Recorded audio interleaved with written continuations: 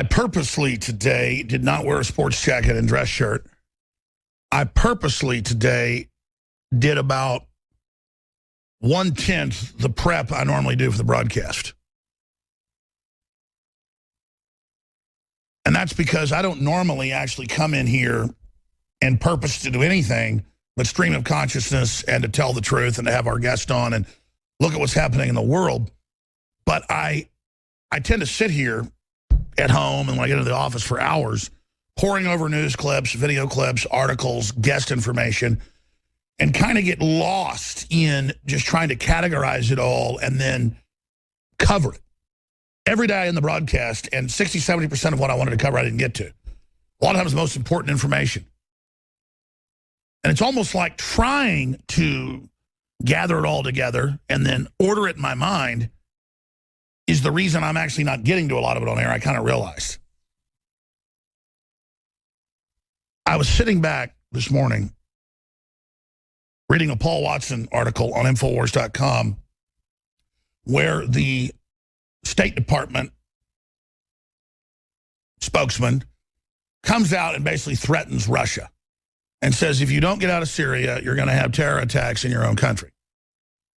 Now, you have to understand, the West did create these groups. They did give them a safe haven. And Paul Watson rightly says it's a threat to Russia. In fact, he did that in his article, but you can go back 3 years ago. The ambassador to the UN, Bandar Bush, that's his nickname, Prince Sultan Bandar, threatened at the UN the Russian foreign minister, Lavrov, and this was on Russian TV, but it was also came out in Saudi Arabian news, and said, we're going to attack you with our jihad armies that are encircling you if you don't back off. Saudi threatened Russia with Olympic terrorist attacks unless it abandons Syrian support. That's 2013. You can actually go watch the reports about it. So that's an Infowars.com story, but it links through to RT and other TV breakdowns of it. So this is just more of the same. You're seeing the recklessness. I mean, this is so reckless and so dangerous that it's surreal. And then it gets even more surreal.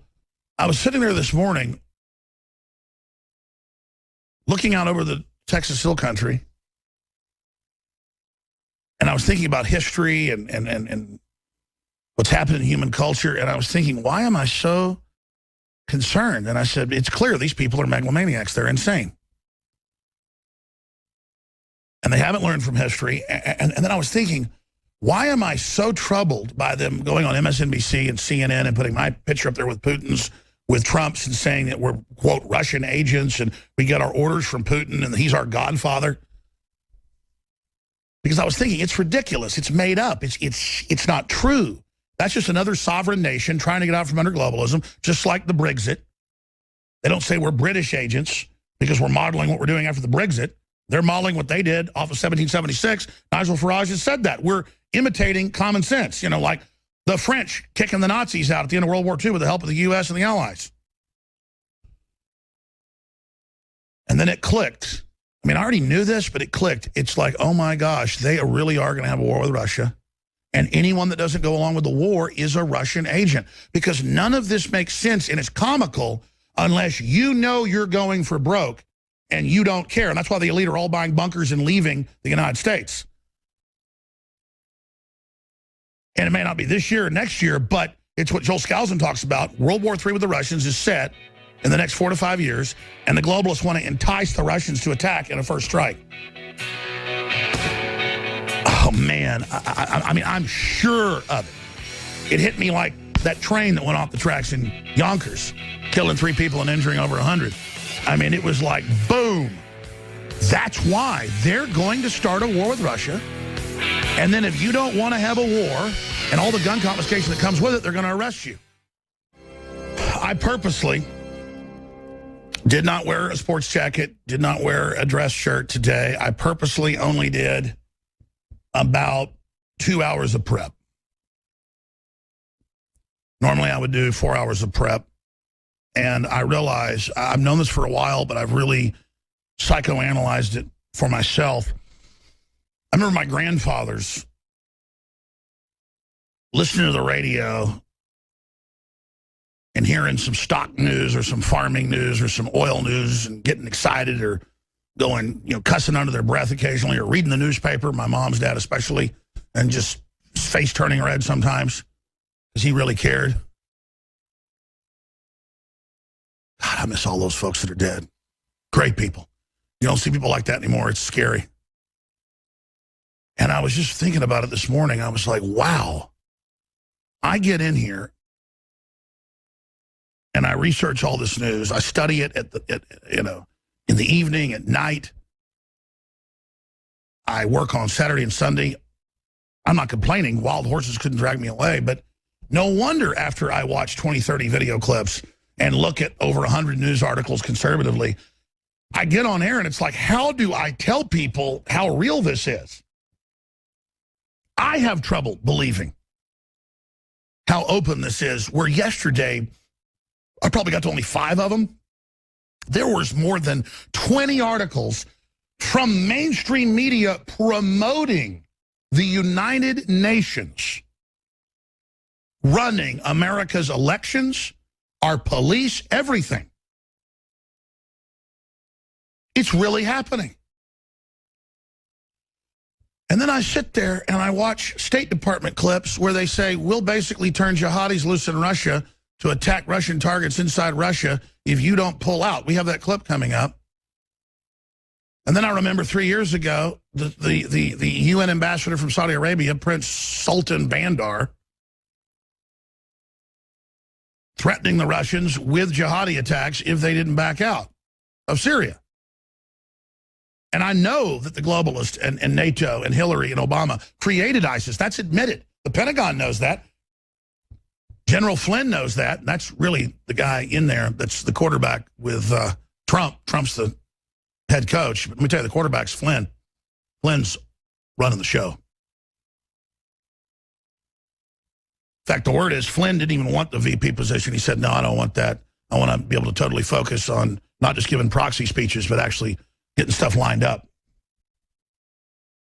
In fact, I didn't play all of Flynn a few weeks ago whenever Trump chumped the mainstream media and said he was going to respond to the birther controversy, and spent 30 seconds on it at the end of a 45-minute rally with a bunch of Congressional Medal of Honor winners and generals and former admirals and people endorsing him. We ought to cue that up today and play General Flynn almost coming to tears talking about 1775, Lexington and Concord. This is it. America's been captured. We have to take it back. That's what's happened, folks. And the news won't carry Trump's speeches when he says, Hillary Clinton is a Chinese agent. She is. This isn't rhetoric.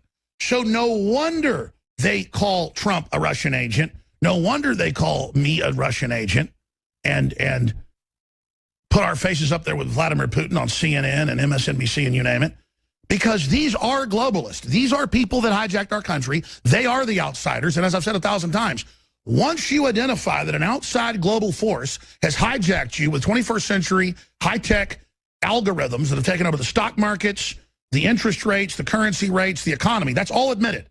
And you understand that there's 5 mega banks that control basically almost everything now, and they want to mop up what's left of wealth to control you. And you identify that the New World Order is a worldwide corporate tyranny, and the former head of the NSA, technical leader, the guy that actually ran the NSA, that was number 2 at the NSA, comes on, and I say, what is the master plan? He goes, a global corporate government. It is a technocracy, a total takeover. The NSA isn't joining with other countries for America. The NSA is forming a global grid. And this is the death of this country, people. You're watching it, okay? This is a admitted program. And they admit it, but they've done it to a great extent. And that's why the State Department's so arrogant. And that's why the Saudis are so arrogant. And that's why the Communist Chinese are so arrogant. Almost every movie I go see now that has to do with technology or science fiction or action adventure, the Communist Chinese are in it at the Politburo advising America with red flags flying with hammers and sickles and pictures of Mao. And then they tell NASA, they tell the Army, they tell the superheroes what to do. They tell the Avengers what to do. They tell, what type of booster to save Matt Damon when he's stuck on Mars. I mean, and again, when you go see almost every movie and it's Chinese communist propaganda, you're like, what in the world is going on? I mean, you know, that alone, everybody should just go, whoa, and the hair on the back of their neck. The first few times I started seeing it, remember they didn't release Red Dawn for over a year because it had the communist Chinese attacking. So they changed it to North Korea, and they had to reshoot and re-edit a bunch of the movie. That's how controlled we are. That's who's running our country. Do the Russians control what goes on in our movies? Do the British, for that matter? No, it's global government. Iceland has pulled out of it. The UK is trying to pull out. Russia is trying to pull out. We're trying to pull out. And a lot of people, like Dr. Paul Craig Roberts, who's a smart guy, but you know, he doesn't get one level of this three-dimensional chess game. And I say this because it's a fact. I've been proved right. The emails are all public. The data leaks. It's everything I said. World government. George Soros trying to cause race wars, destabilize the country. And criminal elites here in the U.S. transferring power to the UN. Because Roberts goes, it's the United States and the neocons. It's not the UN. I know that. It's criminals here transferring the power into a diplomatically immune combine. The UN's only the head of it. The OECD, the IMF, the World Bank, the WTO, the TPP agreement, they're transferring it to this system above us. But he gets caught and goes, but it's America. Yes, it's criminals that used our energy, our weapons, our culture to empower the machine. But we're being melted down to form the new system. It's a fact. The UN with Justice Department power is coming in to run our police departments. It's a fact they're running a call for reparations for, quote, black people. It's a fact that they're suing Arpaio and getting ready to sue the Texas government for even having any border control. It's a fact they're running the refugees coming into Europe and coming into the United States. It's a fact they're running global carbon taxes. It's a fact. But people get lost in it because always it was supposed to be America running the UN, America running the global government. That was the whole plan. It's why after World War II, the United States funded the whole thing with the Rockefellers, and it was supposed to be America is going to project Americanism and free market into the world with this global corporate government by giving technology to third world countries to build them up. But it was all double-crossed. And by 49, the decision was made. It's in the Royal Commission. 1949, look it up. Queen Elizabeth's father's name is on the letterhead. And they said, we're not going to industrialize the third world. We're going to exploit it, have reservations of high tech, give them nothing, let their populations explode, and then exploit them further, and then use them in reverse colonization within the next 60 years to overtake our Western competitors. It's cold-blooded, people. They got a plan, and they mean business. And you've got corrupt, strongman, gangster-style Russia stumbling around trying to get reorganized that barely pulled away from the robber barons. And the West is trying to destroy that while it's trying to destroy itself. And the Brits learned, hey, 90% of your laws or more are made by the European Union, and you never got to vote to enter it. So the Brits vote to go, yeah, we should be able to make our own laws. We want out of this. We don't want open borders. We don't want all these huge taxes. We don't want to be like France or Germany. And I told you before it happened, I said this mayor is going to ignore all this Muslim mayor, and is going to say, I'm going to issue visas within the city I control. And, of course, he's now announced that. And how did I know he'd do that? Because it's a battle plan. Arnold, I'm going to skip this break, Schwarzenegger was hired 6 years ago when the Copenhagen Treaty fell through for carbon taxes globally because it raped the third world. It was sold as a way to empower the third world. Oh, liberal, loving, a liberal world order. It was a nightmare system of eugenics and control. Would kill 1 billion people over a decade, most experts agreed. Horrible. How about turning the global economy off? This would do it. And then make who was surviving in third worlds flood even harder. Again, the big refugee crisis they've been planning. And Schwarzenegger was dispatched to organize programs to get mayors elected with UN and IMF and World Bank and Soros money in every major industrialized country to then create their own sanctuary cities and to, quote, work with the UN and become partners with it to circumvent national sovereignty. And Schwarzenegger gave press conferences and was in the news saying, we're going to circumvent Congress, we're going to circumvent this, and we're going to implement this because the earth needs to be safe. It's heating up. It is heating up. This is a pig with, admittedly, thousands of automatic weapons, 4 or 5 army tanks, helicopters with rocket launchers on them, because he's an elitist. He can have it. He wants to ban semi-auto. But it's okay because he's a Republican, and Republicans feel good because, oh, he's in our team or whatever. Pure bull. So I knew what Khan would do. I looked at who funded him. I knew. I know the exact battle plan. I know their playbook. And by the way, I'm not bragging. How stupid are our governors and others that think they know what's going on and are only partway fighting this when this is, it's like, I get called sometimes by former governors, current governors, and are like, Alex, I don't want to come on the air, but I want you to know we listen all the time, but you're the tip of the spear, and thanks for making it safe for us to talk. But wow, you're being proven right. This is really happening. And I'm like, this is much worse than I'm even saying, okay? This is cut and dry. You must address it for how bad it is and how serious it is, because that's what it is. If an asteroid was coming and it was 2 million miles out and it was going to get here in a couple months and it was the size of Rhode Island and was going to kill all the life on Earth and create a new ice age, we need to get ships on the gantry, on the launch pad. We need to launch everything we've got with weapons and go out there and nuke the damn thing or die trying. Oh, that's fear-mongering. Say a giant asteroid's coming. Again, this is figurative for the New York Times and others. You'll still deceive your people and still MSNBC and cut me out saying a giant asteroid's coming. It's an analogy. It's an allegory. It's a parable. It's an example. It's a case point. You got this 25-mile wide asteroid coming, okay? It's a couple million miles away. It's going to be here in a few months. We could mobilize and stop it, but you've got to admit the damn thing's coming. You got to admit it's going to T-bone right in the middle of the Pacific Ocean with the computer models. They know when it's going to hit. They know the minute it's coming into the atmosphere. We got to stop it.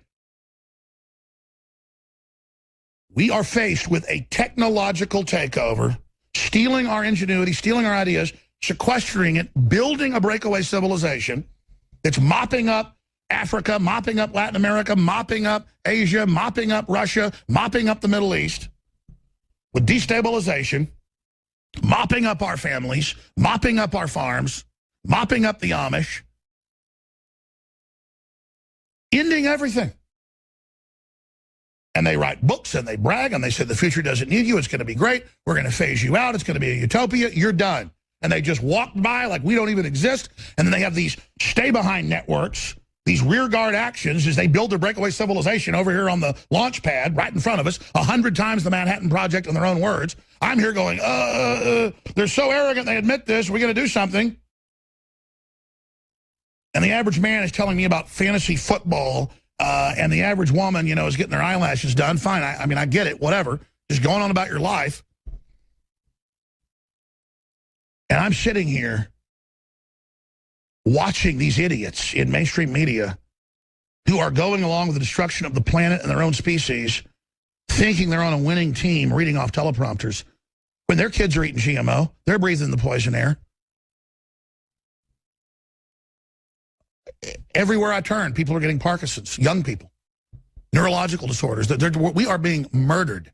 The globalists are on such a demonic power trip that they believe they're going to have this super technology soon with the singularities. They can just do whatever they want, clean up the earth in a flash, whatever, where they don't even care if reactors leak or melt down now. They admit they just have, Mombiot and The Guardian going, I love radiation. It's good. Ooh. It's like, let them eat cake, slit your wrist, dance around like a psychopath. The people that are running this are under a delusion. They think they know what's going on. They do not know what's going on. And I will assure them, you are not going to get this promised land you've been offered. See, Donald Trump just wants to continue with what we got. Helicopters, jets, hotels, golf courses, beautiful women, his kids, hamburgers.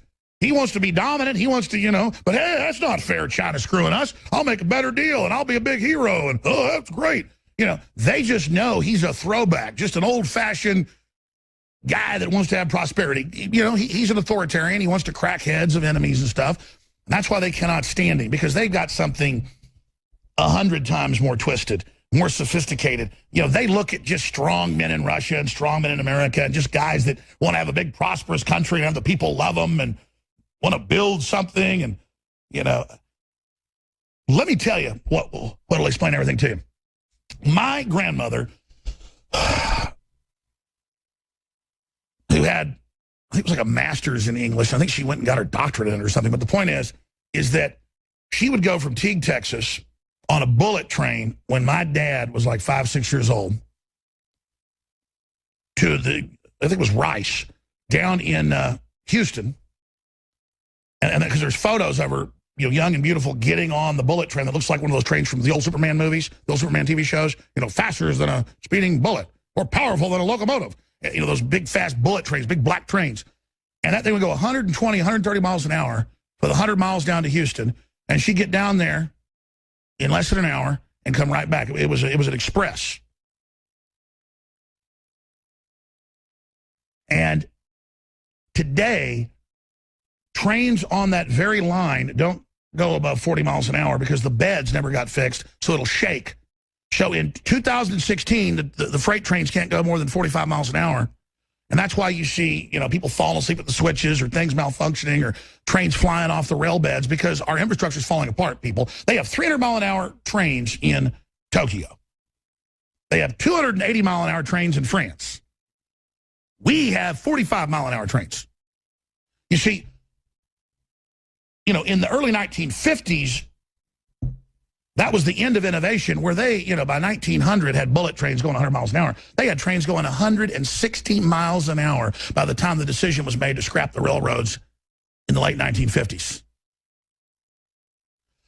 See, it wasn't about innovation anymore. It wasn't about building something for the people. It was about taking all your resources, hoarding it, so the elites can talk about Mars bases and all this other stuff, and then we get nothing down here. The allegory is Elysium. They're breaking away, not making this the golden fields, but creating their own golden fields, sucked off of us. The ultimate form of siege against the people. And then I've got a report coming up that Darren McBreen did about how they said there were no tax penalties in the bill and no penalties on Obamacare. And then now, of course, started 3 years ago, the first numbers came in, $1.8 billion in fines of millions of Americans. And the Washington Times says the media wrongly attacked Drudge. No, they didn't have hundreds of newspapers wrongly attack Drudge and InfoWars and others. They didn't wrongly. They knew it was in the bill. They just lied to people to go ahead and get the thing implemented to rape them. It's not like they're accidentally doing this. They want to flaunt the FBI director in front of you with Hillary above the law. They want to have on Charlie Rose at the State Department and on C-SPAN all these different government bureaucrats go, man, the public's dumb. We sure are screwing them. Ha, ha, ha. And just laugh at her. I'm going to put a compilation laughing. It's always the same demonic laugh of victory, of just they are our slaves. They are under our servitude. We have won. And these people all look like demons when they're doing it. They all do the same. It's like fake. Like Hillary. And it's like, wow, man, these are bad people. They're not like us, okay? And that's what I'm getting at here. If I'm in a restaurant and I see a poor family with a kid who's paralyzed, and the child seems so loving and the parents are trying to feed it, and it's like 18 years old, this child, I sit there and I feel pain, and I want to help those people, and I feel empathy, and psychopaths would call me weak. But no, I'm not weak. I'm strong. That's why I feel all this. I open myself up to it. You people are the opposite. You decided to not care. So now you love it. You love the honeybees dying. You love it. You love it. You love it. You love the death of the earth. You celebrate. You love it. You want World War III. You love death. One of the biggest attacks we see out there from the corporate mouthpiece media is that I'm a fearmonger, that I'm trying to scare people. And I jump right into that briar patch and I say, absolutely, I am trying to scare people. Because I'm not scared. Something happens as a male, as a man, if you are a man, and I'm not bragging, it's just, it clicks, is that when you know everybody's in danger and you know you're right, and you've got children especially, something clicks and you don't have fear anymore.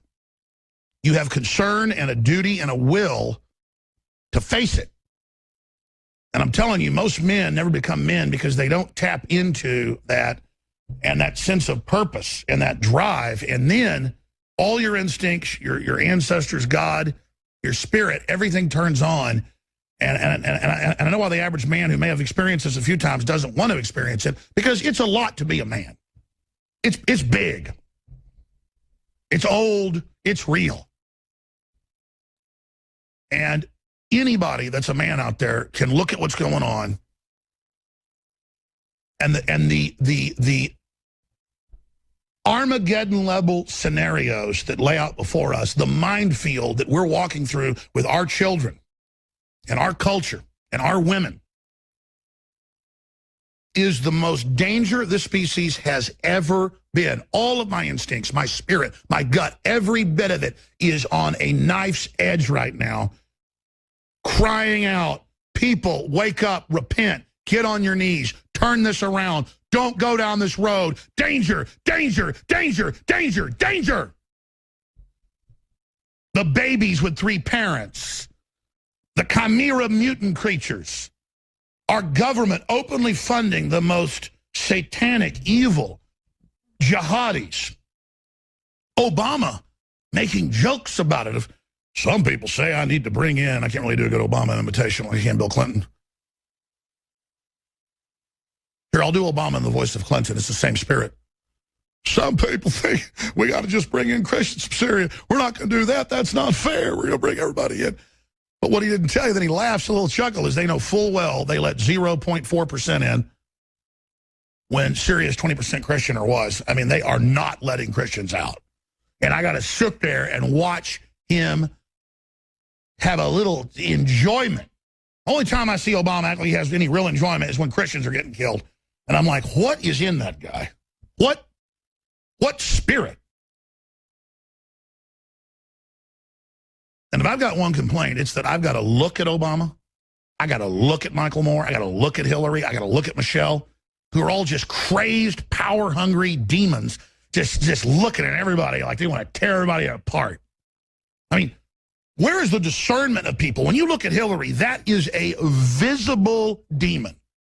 Probably the most evil-looking person I've ever seen in my life. I mean, that big Joker face, that plastic face. I mean, and then what she does is the proof of it all. She'll walk around on stage for an hour with her mouth wide open like a anglerfish.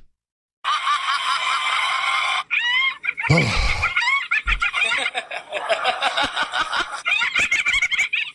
Drunk on power, drunk on the blood of the innocent. God deliver us. Oh, my God. I've got a bunch of clips here. I want to get to the State Department threatening Russia with al-Qaeda forces. They say ISIS, but it's the same thing. And we've got Trump ahead in a bunch of polls. And we've got a lot of other important news here. We got the FBI openly admitting what came out in the news last week, that, they were never going to prosecute anybody. And then, they attacked InfoWars, and, they attacked Daily Caller, and, they attacked Drudge and everybody else because we said, look at this document. The FBI admits they were never going to prosecute anybody. And, shut up, conspiracy theorist. And then it turns out it's all true. Well, it didn't turn out. It always was. We had the FBI document. It was admitted. It came out to Congress. By the way, you see this massive censorship of the media, of nationalists, of patriots, of people that just aren't in the cult of death. Those of us that don't want to blow the planet up. Those of us that don't get mad at our neighbor if they have a bigger swimming pool than us. You know, those of us that just like prosperity and never get tired of the simple things. Those of us that don't want to grab kids out of, you know, backyards and torture them. You know, people like us. You know, just, we're not perfect. We just don't want to, you know, murder Christians for no reason. We're just not out to screw everybody over. You know, the bad guys. The Pope took over the Catholic Church. Say what you wanted about the Catholic Church before. It did a lot of good in some of its activities. I mean, I just judge a tree by its fruits. And I'm not Catholic. I just study it. But then they come in with the left, through the seminaries, through the Jesuits, and infiltrate it with pedophile groups to then blackmail the church, trick the church into not kicking it out early in the 50s, take it over, and then officially they admit, had the Jesuits, supposed to be the guardians of the church, blackmail it and put the black pope in power. That's what they call again, the head of the Jesuits, folks. For the news says he called him black in a derogatory term. Jones, you know, blah, blah, blah. I mean, this is amazing. Savage censored as Pope calls journalist terrorist. He said those that engage in conspiracy theories are, quote, deplorable. He's following the same script. Hell, the Jesuits probably wrote the script for Hillary. That's what a lot of folks, in fact, that's actually what Steve Pachenik, who's on tomorrow, who's the former head of psychological warfare for the State Department. Oh, he's on today, excuse me, and other agencies. He was on, 2 weeks ago, and he said, this looks like Jesuit propaganda coming out of Hillary. Because Tim Kaine's a Jesuit, and then now you see him with the exact same words. We're terrorists now. What did the UN say in the Washington Post yesterday in their human rights panel that came out that Saudi Arabia and Qatar had up? That's funny. It'd be like having Hitler oversee the Nuremberg trials. Or having a fox, again, oversee the hen house. They came out and they said, America engaged in terrorism against black people. And so America owes reparations. See, we're terrorists now. Oh, you're starting to see. You're Russian agents. You're terrorist. You're a journalist that points out Obamacare isn't free. You can't keep your doctor. It was written by foreign insurance companies to screw you. There are penalties of $5,000 a year, up to. How do you counter that? Well, you have the supposed religious leader of the biggest single religious sect in the world, Catholicism, come out and tell you that you are a deplorable terrorist. And I have been listed by name by Hillary Clinton as a dark heart, quite frankly, king of the deplorables. You know what I'm the king of? Seeing you. I see you, okay? And I'm going to tell you why. I'm a wicked person. I mean, my good overbalances. I love God. I go with God. But I've always been able to just read the wicked's handwriting better than they can read it. And now there's no need to even be able to read their handwriting. It's running the world. I mean, this is a nice taste of a devil-run planet right here, baby. And I know the energies these people have given into. And I know where they take you. I haven't gone too far down the rabbit hole, but I've gone further than most that didn't succumb to it. Let me tell you. I know what goes on inside their heads. It's a roar. Like 1,000 jet engines. And it wants to kill this planet. They're higher than a kite, folks, on pit of hell, satanic rage. And they want to kill you and your family. And they want to first mutate every plant, every animal, and have disease and pain and suffering and keep you alive through excruciating pain to milk it and imprison as many people as they can and just absolutely mutilate and vandalize God's creation. In the words of the cartoon version of Age Skrillex, I want to you-know-what all over the Western world. And in the empty, soulless mind of Carl the Cuck, oh, yeah, that'd be great. because they're big game hunters, folks. Now, they can mount America's head on the wall and teach us to be the engine of evil. It was Bismarck said. Bismarck said, God loves and gives providence to children, drunks, and the United States of America. Check me on that. I think that's Bismarck. Just providence, the quote, God loves children, drunks, the United States of America. It's Bismarck. Pull it up for me, please. Unified Germany. God did love the United States of America because of the providence, because of the reason it was founded. And look how great it's been. Look how special it's been. And now we've been captured and used to build this satanic kingdom. And now it intends to rise above the nation states and lay all the other nation states down low below it, tear everything apart, and reconstruct the rubble in a new planet. That's what the high-level initiates believe they're going to get. But if they took one look into the energy force that's behind them, they would know this isn't creative destruction. Because the devil is never a maker. The devil is a betrayer and a taker.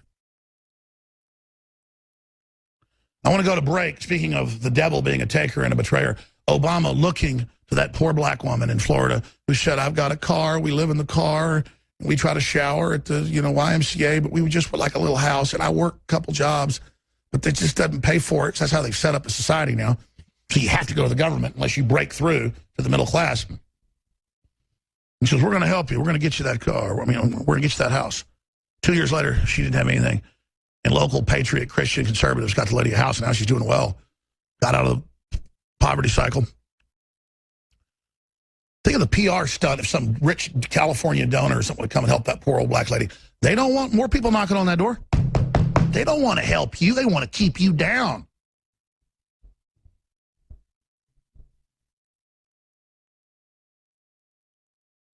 George Soros only picks cases of rightful police shootings so that he can cause a riot, cause division, and then create massive racism against black people and scapegoat them for what's happening, at the same time as scapegoating the cops and local government. See, just like Hillary, and the emails came out, we knew this at the time from our sources, the Chicago police, that they would send people in, bus them in, but it was Hillary paid for, it was Move On paid for, George Soros paid for, that group. They'd send the buses in, they'd give them all Bernie shirts. And most of the Democrats were so dumb, and they were getting paid $50 a day plus lunch, and I'm told it's more pay now. There's folks bitching on tape about how low the pay is, and they tell them, they go typecast, find folks that are angry, they give them a Bernie shirt, they think they're even with the Bernie campaign. They don't check, move on, oh, that's with Bernie. Don't know. White, black, you name it. Just angry, thugs. They dump them out, let's go fight the racist. They go attack the Trump people. The media claims Trump did it. This is full spectrum dominance. This is an example. But then Trump then comes out and blames Sanders and the media. So Sanders gets hurt in the eyes of Democrats, her competitor. Trump gets hurt in the general eyes of everybody and in the eyes of Hillary supporters, driving everyone to Hillary. Now, that is a checkers level move. The public can't get that. We have the proof. They're beyond chess. They're 3 level, folks, and you've got to be able to just project into it and then see their algorithms, see their changes, see their moves, and then the whole picture comes into frame. So quite frankly, usually when I'm here covering one article or this, my brain's over here thinking about the larger picture, just wanting to come and give you the larger picture and just say, look, you've seen enough evidence. I mean, look, here's the Pope today saying, go after the free press. I mean, here, more hacked emails from Soros, how to defend radical Muslims and keep the borders open and demonize, quote, anybody that's Islamophobic.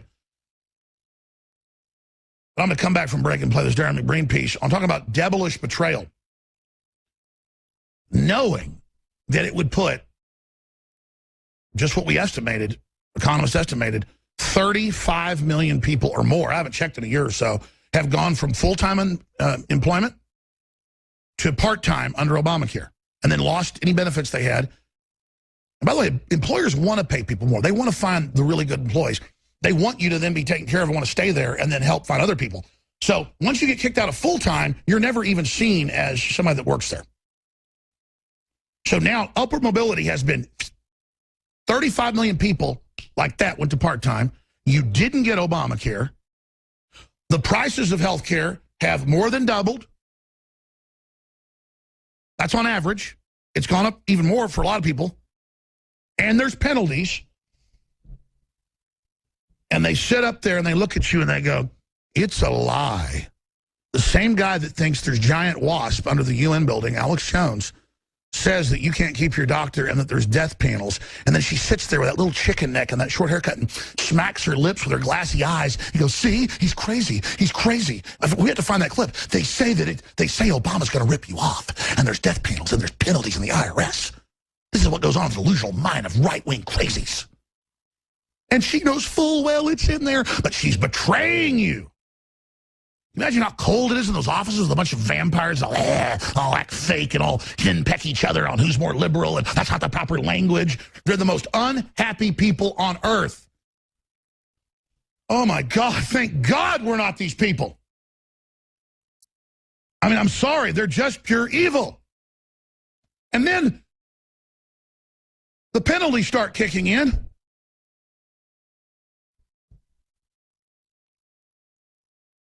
We're paying them right now because most of my crew doesn't even want Obamacare. And they just say, it doesn't exist. You're dehumanized. You never existed. I have employees walk to me and go, yeah, I guess we might as well get Obamacare because even though I didn't get the right insurance, they're hitting me with $2,000, $3,000, $4,000. And I go, doesn't exist. Doesn't exist. Doesn't exist. Slap you in the face. Doesn't exist. That's the insult. They sit there and they always lecture. They're not using the right words, blah, blah, blah. You need to use the right words. Listen, I need to plug. I need to not skip breaks. I need to fund this operation. We have free shipping in the store that ends today. We have the new probiotic that we believe is the best probiotic out there. Biome Defense, 23 active strains, 50 billion. Live and active cultures, InfoWarsLive.com. I'm not going to belabor this. You know this message is important. You know that the gut is under attack, and you know we don't ever BS anybody. This is a high-quality product, and it funds our operation. InfoWarsLive.com. Stay with us. Here's Darren McBreen's report on the tax that Obama promised wasn't in the bill. And the media lied and said that it didn't exist, even though it did exist. That's how dumb they think we are. We will start by reducing premiums by as much as $2,500 per family. A system where we're going to work with your employers to lower your premiums by up to $2,500 per family per year. Here's what change is saying to people who already have health insurance and the employers who are providing it will work to lower your premiums by up to $2,500 per family per year. I also have a health care plan that would save the average family $2,500 on their premiums. And if you already have health care, then we're going to reduce costs an average of $2,500 per family on premiums. It's time to bring down the typical family premium by $2,500. It's time to bring down the costs for the entire country. And we'll cut the cost of a typical family's health care by up to $2,500 per year. Well, internet pioneer Matt Drudge created a firestorm over the weekend, tweeting, just paid the Obamacare penalty for not getting covered. I'm calling it a liberty tax. But a White House representative firing back, tweeting, flat lie, no fee for previous years. Scary how much influence he once had. The Obama administration and the liberal media have told us again and again and again that there is no individual mandate that requires us to buy health insurance. If you don't want it, you don't have to buy it, right? But when tax season comes around, you better be ready to pay the price big time. And that's because if you don't have health insurance, there is a stiff penalty. Americans who don't buy health care coverage will face a heftier fine in 2016. There are 10.5 million uninsured Americans eligible for coverage under the Affordable Care Act. But the Obama administration expects only a quarter will sign up this year, even though those that don't could pay a higher penalty in their taxes. That's almost a 50% jump from the $661 fine for this year, according to the Kaiser Family Foundation. It's even worse for those who don't qualify for financial aid to buy Obamacare plans. They'll pay an average of $1,450 in 2016. Now, new data from the IRS reveals that in 2014, over 8 million Americans paid a staggering $1.7 billion in Obamacare penalties. And we know that that number is expected to be even higher, much higher in 2015, 2016, and beyond. So let me get this straight. Obamacare was passed because people couldn't afford health insurance. But now, because of Obamacare, people are being heavily fined because they can't afford health insurance. Premiums are up, and some people have decided they're not so affordable. Premiums have also increased. The cost of a mid-level plan is up an average of 7.5%. Way more than that. It's due in part because a number of companies have left the marketplace. Fewer insurers means less competition. No, I actually didn't know the penalty was that high. And if you own a business, chances are you too are getting effed over by Obamacare. First, the employer mandate, as you mentioned, kicks in for companies with 100 or more people, and some of them are going to decide this may not be worth the cost. But even those with the 50 to 99 people are going to have to make very detailed monthly statements in terms of getting ready for this thing. And the companies with under 50 people are going to have some surprises. For example, if you own two small businesses, the federal government combines those. So you may be picked up by this even if you don't realize it yet. However, there is a light at the end of the tunnel, and his name is Donald Trump. And his plan for health care reform is easily accessible on his website, DonaldTrump.com. It's all laid out in plain English for everyone to see. Economic and financial experts agree that it's a rock-solid plan to repeal the incredible economic burden of Obamacare once and for all. What's your plan for Obamacare? Obamacare is going to be repealed and replaced. I'm Darren McBreen, and you can watch more reports right now at Infowars.com. Great job, Darren. Hour number 2 is only 70 seconds away. And again, the only other point that didn't get added is this massively increases the price of healthcare overall. By the way, this came out a few weeks ago, and I haven't really covered it yet, just because I don't see a person that's actually dedicates most of their time to trying to destroy me. I mean, he's obsessed with me probably more than anybody else but Drudge or Trump. And that's Mr. Brock over at Media Matters, former transition chief for Obama, who is over there heading up things. I mean, I have a blind spot. I mean, I don't really just care about, the one particular spider. I want to get the whole nest. But it's been pointed out to me by folks in the office and others, why aren't you covering this David Brock thing? Well, we've now had time to research it deeply, and it's worse than what was even being reported. Clinton shill David Brock caught laundering money is the headline. Media Matters founder exposed. Pretty hardcore, and then it's very accurate. Owen Schroyer, latest edition of the Infowars.com. A blessing to have him here. He's doing a great job. He really augments and fits in nicely with the rest of the crew.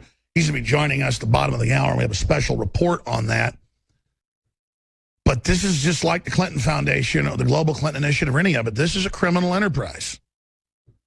And they violate the laws on, quote, tax-exempt groups, but that's only the surface of it. I remember the memo that came out 5 years ago in Politico where they said we're going to infiltrate right-wing alternative media. We're going to bring them down. And you've seen that with Fox News. And I mean, they're not playing games.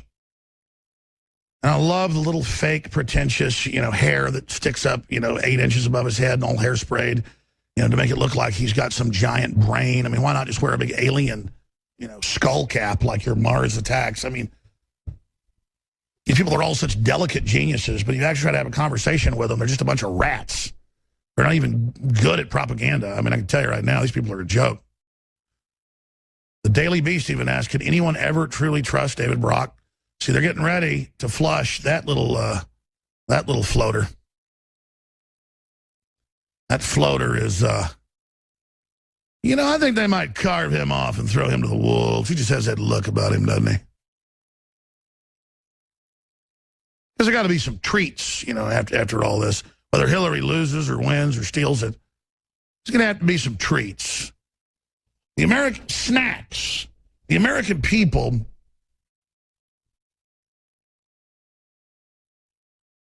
want to see somebody burn for all this corruption. I just popped in my head, popped in my gut, just popped into my spirit. And I think the expiration date on old Brocky boy is just about up. And I don't say that with pleasure. That's why I admit on my radar screen. Lie about me, twist, attack me on a daily basis. And again, Media Matters doesn't have a lot of traffic. It's a small news site, you know, talking point memo from the White House and the Clintons and Soros admittedly funds it, you know, out of that nest. But then it's regurgitated on what's left of the cable news system. I mean, word for word. In fact, we saw the propaganda that Roger Stone's the Russian spy and all this stuff yesterday on C-SPAN with the FBI director being asked by Adler. And I'm not attacking fat people. I've been fat before. But, you know, it's like Roger Stone said, if he says I'm involved in treason, I'm going to sue his fat ass. You got to wonder how Adler is so old and still alive. Because if you see him walking around, folks, looks like he weighs 600 pounds. And I'm not attacking him for being fat. I'm just saying it's weird. Like the good die young. And he's threatening Adler. No, I'm not. I'm asking, how on earth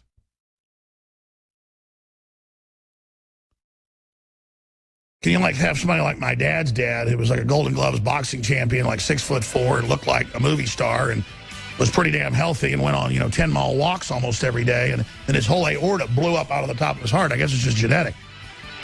But then you can have somebody like Adler just waddling around for decades in Congress, spewing BS, saying that Roger Stone's a Russian agent because he dares criticize globalists that have taken over this country. And it's like, look, get back in your McDonald's commercials is the, grimace. Ladies and gentlemen, thank you so much for joining us. Again, we're into the second hour of the worldwide broadcast. We have Mr. Schroyer joining us, our great reporter, who has broken down the admitted crimes of the White House operative Brock, David Brock. So that is coming up at the bottom of the hour. It's just important to study the criminal organization and to look at this key capo who has the hair of a sycophant twit and who has the demeanor of a scallywag and who has the political acumen of a pirate. And I want to be clear. Pirates think like cancer raging through the body, that just because they can rob, steal, and destroy and sow chaos, they're geniuses. No, it's easy to burn a house down. It's hard to build one. It's easy to grab a kid out of their backyard and put them in your van and drive them off so the Saudis can have their way with them. It's hard to have a child and raise it and be loving. It's easy to sell crack on the side of the street corner. It's hard to build a civilization that has streets. And these people are pirates. They're looting everything, and they have the same dishonor that you would expect you see in grave robbers. But at least a grave robber's got the decency to wait till you've been dead 100 years or so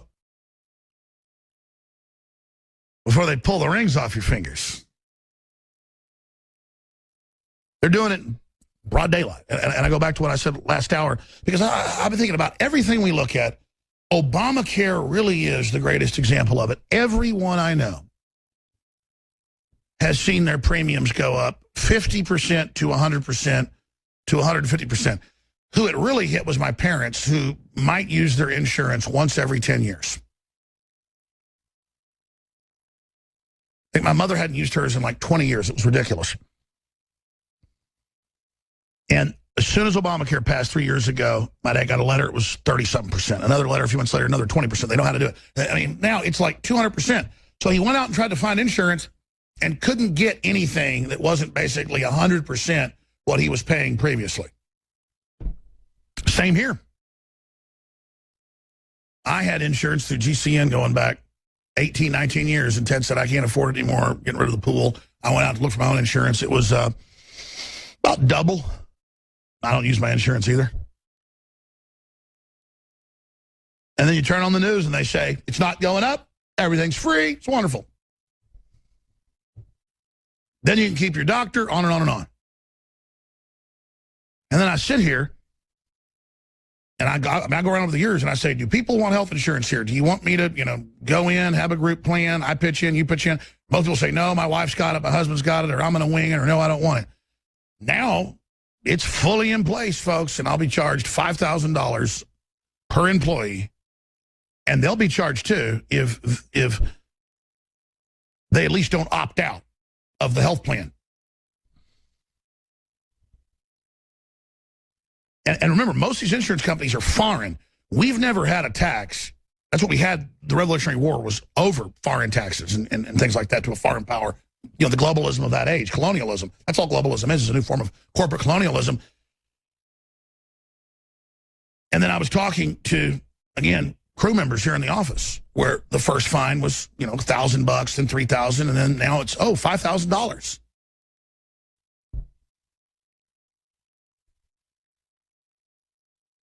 Oh, because, you make a decent, middle class wage.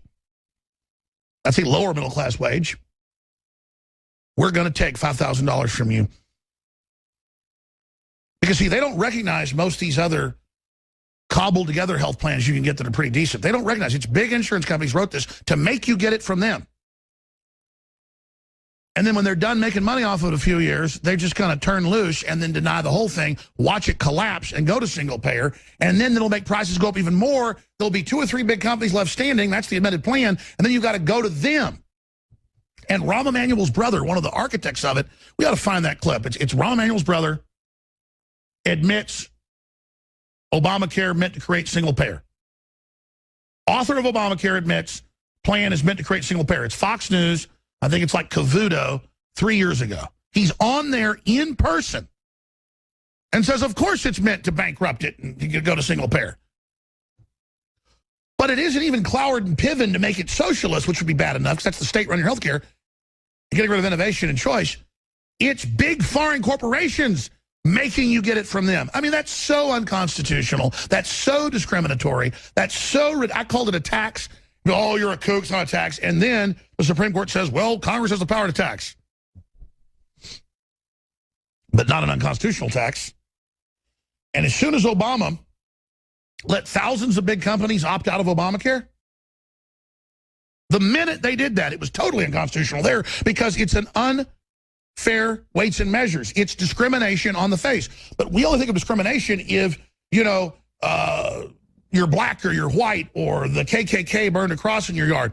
The big, massive discrimination is all of us having our privacy violated, all of us having to pay for illegal aliens, including illegals that are already here getting killed by illegals, all of us having a ruling class that's above the law that has bodyguards, taxpayer paid for, and then we can't have guns in many areas they control. So, I mean, to me, I know that clip's easy to find. If you guys can't find it, because I know we didn't find it yesterday, go ask the other side to find it, or ask Paul Watson, because he's always the best at finding it. You guys are great, too, but I really want that clip. People say, oh, he just made that up. They never admitted it was just bankrupt everything. They never admitted it was just making a single payer. Yeah, they did. But you don't believe Gruber got up on different TV shows and said, thank God the public has no attention span and is so stupid. I was hired to hide the fact we were going to double and triple prices. And he does that Judge Schmelz laugh that we've got Charlie Rose yesterday. We played it. It was from 2 days ago, from Tuesday, bragging. I love that line we wrote, speechwriters, about if you like your doctor, you can keep it. We caught them good. or the State Department spokesman, where the paragon of justice and truth. And let me tell you another good one. Remember Gibbs, former press secretary? He's like, yeah, the drone program was public for years. It's all over the news. It's admitted. And I'm told to go on TV and say it doesn't exist. And then the anchors all laugh with him. It's fun. It's fun to rub your nose in it. It's fun to do that to you. It's fun. It's fun to have the Pope come out today, Infowars.com, and say that any journalist that engage in conspiracy theories, quote, conspiracy theories are terrorists. Conspiracy theorists are terrorists. Next level.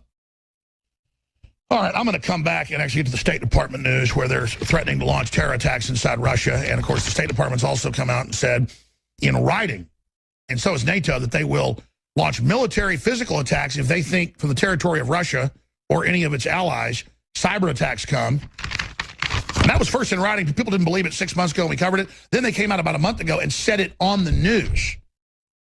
Samantha Powers and others. So we have the official press briefing saying, oh, if you don't get out of Syria, terrorists are going to hit you. We're going to break that down. Before I go any further, we have store-wide free shipping that will end today. The sale on Supermail and others has ended, but the store-wide free shipping ends tonight at InfoWarsStore.com. And I want to thank you all for your support. We now have the new amazing probiotic. Your front line of defense has arrived. The very best probiotic that we believe has been produced. They have some that people get from, medical facilities and things that are $200, $300, $400. Maybe those are better. I don't know. But this is what they do in Europe. This is the cutting edge. Took us 7 years. Again, I was with the group 5 years ago, but he was working on it for 2 years. Very, very, very neurotically, almost like Tesla, but I mean, in a good way, to come up with this. It's InfoWarsLife.com. It's $68. It's refrigerated. It's shipped to us from the factory refrigerated. It's refrigerated here. We ship it to you with an ice pack. It doesn't lose a lot of it, he says, if it gets hot, but it keeps its maximum strength if you do keep it in the refrigerator. So that's recommended. InfoWarsLife.com or call toll-free 888-253-3139. You can always get free shipping when you sign up for AutoShip. Sign up for 14 days, 30 days, 60s, 90. And then, for stuff that's perishable or stuff that you use, stuff that, obviously you need to buy on a routine basis, like our Wake Up America coffee or vitamin B12 or lung cleanse or DNA Force. There's no reviews yet for the new Biome Defense probiotic from InfoWarsLife.com. And that's because, obviously, it just started shipping out yesterday. It got in last week in the refrigerated area. It started shipping out yesterday. InfoWarsLife.com, 50 billion live and active cultures, 23 probiotic strains, InfoWarsLife.com. InfoWarsStore.com is, again, the umbrella site. And don't forget the new free app, InfoWars Live, with video feeds and more at InfoWars.com/app. And spread the word about the app. That's the InfoWar. I've got several articles here in front of me that illustrate the corruption we're talking about, and that any Bernie Sanders class envy type person who doesn't like crony capitalism should understand. This is Bloomberg. I have another one here that Hillary gets 400 to 1 more corporate donations. 400 to 1 corporate donations, big corporate donations than Trump gets. 400 to 1. Here's an article out of Bloomberg. Hillary Clinton is outraising Trump 20 to 1 among billionaires. And the liberal Bloomberg that wants your guns, he sells this like it's a good idea, like this is something to be proud of. See, Trump's a loser. Big corporate money's running from him. Oh, I thought we didn't like big corporate money. I thought we wanted it out of politics. I thought we wanted special interest out. I thought we wanted foreign interest out. That is the biggest campaign point for him, that special interests are running from Donald Trump, because they're all about making special deals that cut out their competition and shutting down our economy, but they don't care. They want to control it and dictate the terms of our economic surrender. That is the plan. You don't think they didn't know Obamacare would totally bankrupt our economy further? And then the central system could dictate who was under it and who wasn't? It's written open-ended. The power to tax is the power to destroy. And now the internet's going under UN control. And the censorship's already beginning. We're, what, 2 days out now? people say, where's the censorship? I don't know. Where's Michael Savage? Where's all these websites getting shut down? Most people I know are having their Facebook and Twitter shut down just because they promote Trump. It's already going on, and it's getting worse incrementally. But it's okay. The Trump is evil because the Pope said so, and he also said journalists that promote conspiracy theories, like the fact that Hillary's sick, are terrorists. And he also says he's disgusted by Europe being Christian and not welcoming more Muslims. I mean, these are quotes, folks. And you're like, is that a Christian leader who said that? Yeah, he's called the Pope. Articles with the quotes, links to Catholic newspapers, his statements on Infowars.com. Who's the radicals here? I've got a stack of videos I haven't even played of white people in Charlotte and other areas being beaten and begging and pleading. And then the mainstream news says, well, they're white. They shouldn't have been down there. Shouldn't have been in the parking garage. And these are white people saying this because they're suckering everybody. They think it's so funny. I want to go out to break. We won't have time to air all of it. This is the State Department. Threatens Russia with more body bags, attacks on Russian cities. And this is a veiled threat because we have Bandar Bush, the Saudi ambassador to the UN, again, a few years ago. The article's on Infowars.com. Saudis threaten Russia with Olympic terrorist attacks unless it abandons Syria. That's a Steve Watson article. Here is the John Kirby, spokesman for the State Department, threatens Moscow with terror attacks. But, if you don't let us get the extremists out of Syria, they're going to come and attack you. Yeah, because you run them and put them there. And General Flynn and others exposed it. You've removed Flynn and removed the other generals now. And our military, to a certain extent, is now aiding ISIS in air raids. And the military is really upset about it. And Obama and everybody keeps claiming we're wanting a military coup. You guys have already couped the country, okay? It's kind of hard for us to have a coup, okay? And I'm just looking at the American people asking, do they deserve to be under this? I mean, if you want to get looted and you want to have $5,000 fines for the free health care, okay, that isn't free, and you want to, arrest the press and, okay, this is what you want, this is what you get. But let's go out to break with the State Department, starting more stuff with Russia. Extremist groups will continue to exploit the vacuums that are there in Syria. Yeah, when you let them in Europe, let them in here. We got to give our rights up to that. Which will include, no question, attacks against Russian interests, perhaps even Russian cities.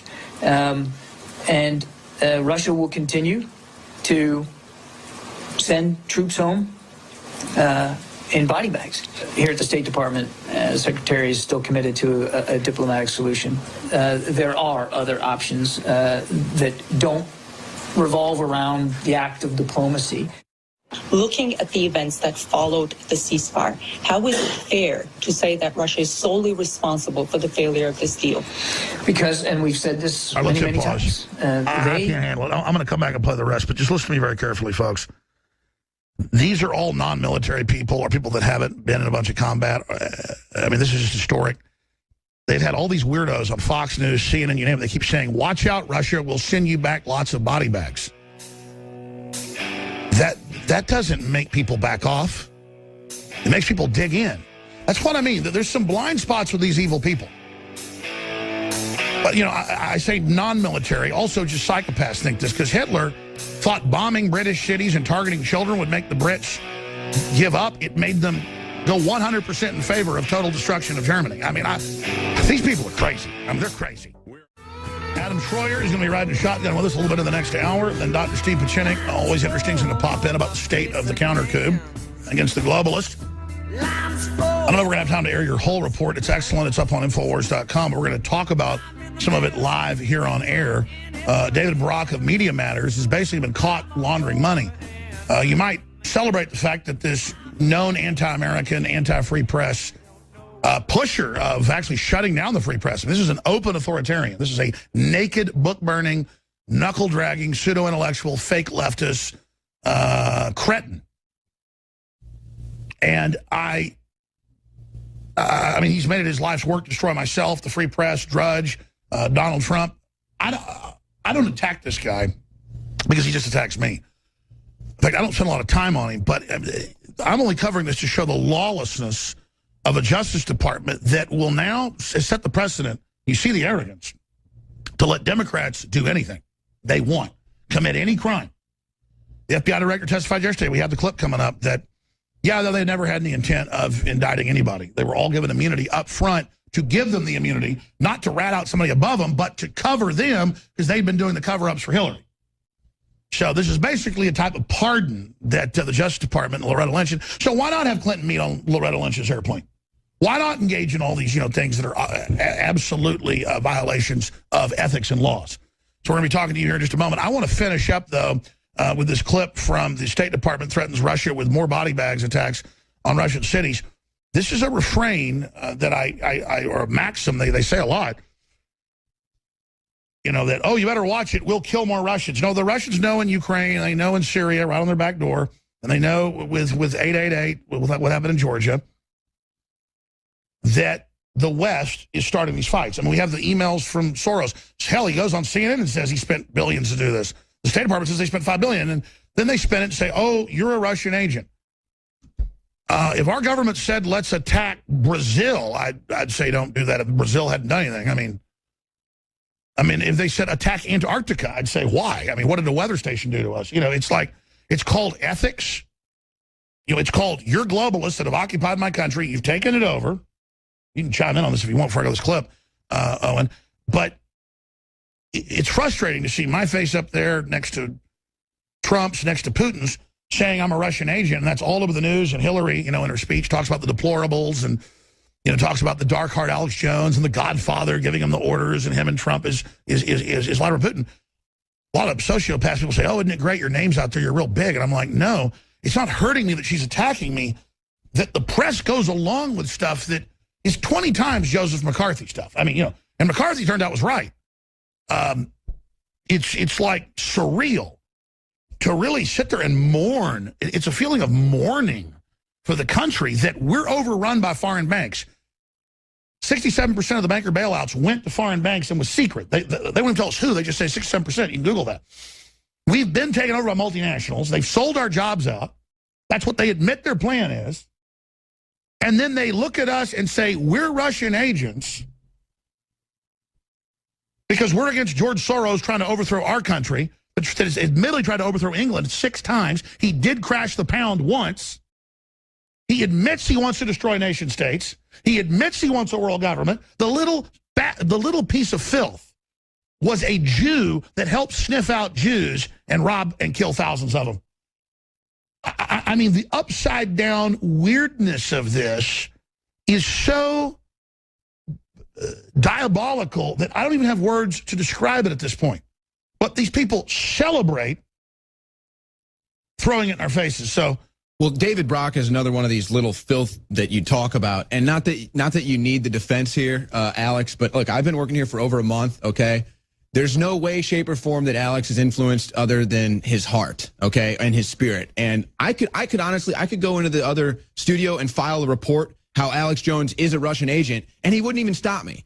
Okay, he lets me do what I want here. So not that you need the defense, but honestly, working for you has been amazing. You were asking me about it earlier, and it's been honestly amazing. Because you've been here a month or so, I haven't really talked to you, Harley. We're all so busy. I mean, I hire people that I know have their heads screwed on straight and are promoting liberty and are Americana and want to tell the truth. And we get stuff wrong occasionally, but we really have a passion for integrity and the truth. It's what we've got. And the older I get, it's like everything to me. It's almost neurotic or OCD now that I just want to be a good person. And these people think that's a weakness. It's not. No, that's actually a great point. It's weird. It's like trendy now to be a cuck. Yeah. Like it's trendy to worry about offending somebody and trying to be just an absolute weakling. And I mean, no offense, but I grew up in St. Louis. I can just tell the difference in the society and the culture here in liberal Austin. I asked, how are you doing? And you said, man, it's not St. Louis. It's wild. And St. Louis isn't some like conservative stronghold by any stretch. It's a pretty conservative city. But just the difference in the way people behave, the way people approach you. You understand, this is a colony of failed California. It's very strange. The difference is definitely palpable. I don't know if there was a clip that you wanted to send it to before we got into David Brock here. Yeah, let's get into Brock. I'll get back into Russia later. You know what, Alex? This is incredible. And this shows the bias in the media that you deal with, that Michael Savage deals with, that Drudge deals with, any conservative deals with. Even it goes beyond media. Even if you're a Wall Street just a person that's promoting sovereignty, because I don't even call myself a conservative. Any business. But I mean, let's go back since you mentioned trendies. They have no culture. They've been trained to be alone. They've been trained that there's no family. So now whatever the new trend is, that's their family. So they're alone, they're empty, they're scared, they don't know what's happening. And then they're told your enemy are these people that want to have gardens and guns and tractors and freedom. And, you know, women think like you get ahead henpecking your male. You know, you get ahead being freaked out, fighting some weird social issue when all that's happened is you've been turned into a mental patient. So that's what you're experiencing. Listen, I went to high school here, a couple years in Dallas, a couple years here. My grandparents are from here, my mom's parents. So I've been down here since I was a kid. You know, it was 40,000 people when my mom was here, you know, in the 50s and 60s in school. When I was in high school, 300,000. So it's a microcosm of, this is a UN city under unionization, under a Strong Cities Initiative. I mean, the city of Austin takes its orders from the feds and the United Nations. And it's really a libertarian constitutional area, but they have election fraud since the 70s. Tarrytown controls everything. It even has its own energy supply if the power goes down. This is a governing city. I mean, if you were, you know, like this is one of the capital districts, let's say, this is a real capital, okay? This is a liberal New World Order, you know, George Soros capital. This is one of the protected zones, COG, whole nine yards. So this is one reason I guess God put us here. But the point is, this facility is right on the edge of the backup power grid. If everything else goes down, this is still up. I mean, that's the kind of stuff that the general public doesn't know that we know, folks, okay? And, you know, the cops know I know all this, and they think, you must work for an intelligence agency. That's super secret. And I'm like, no, the stuff's public if you know where to look. And my point is, this isn't what you think it is, folks. This fake liberal culture is a camouflage for a military cultural takeover. These are psychological warfare technicians, and their minions are like the Mao Youth Brigade cut off from reality. But I'm sorry. Let's get in now to David Brock, who this guy is, his admissions that he wants to infiltrate and take over and destroy the free media. The Media Matters says I should be shut down. They twist and lie about what we say, take it out of context. They write the talking points for MSNBC, CNN. Now more and more Fox News is picking him up. Let's get into who this guy is and his background and what's come out. Well, and real quick, just to put a bow on what you said, I think that the reason social justice warriors are the way they are is because ultimately they're really just selfish people, and that's why they put on this act. But David Brock, this is amazing, Alex. Now, he actually has a very interesting history. When he first came up writing books, he can actually, you can tie him directly to the impeachment of Bill Clinton. He wrote a book that wound up with Juanita Broaddrick getting a rape settlement from Bill Clinton. That's right. He's a mercenary. And then magically, all of a sudden, he's in the Clinton camp. All of a sudden, he's writing books. He got a huge book deal, $500,000. Well, the same thing happened to Newsmax. So he gets a huge book deal for $500,000, Alex. Everyone is expecting this book to be slamming the Clintons again, another Clinton hit piece, and then it comes out, and he's praising Hillary Clinton. He's talking about... I was offered a major Hollywood career about 10 years ago. That I would just, in the future, when Democrats got in, if I would just play ball.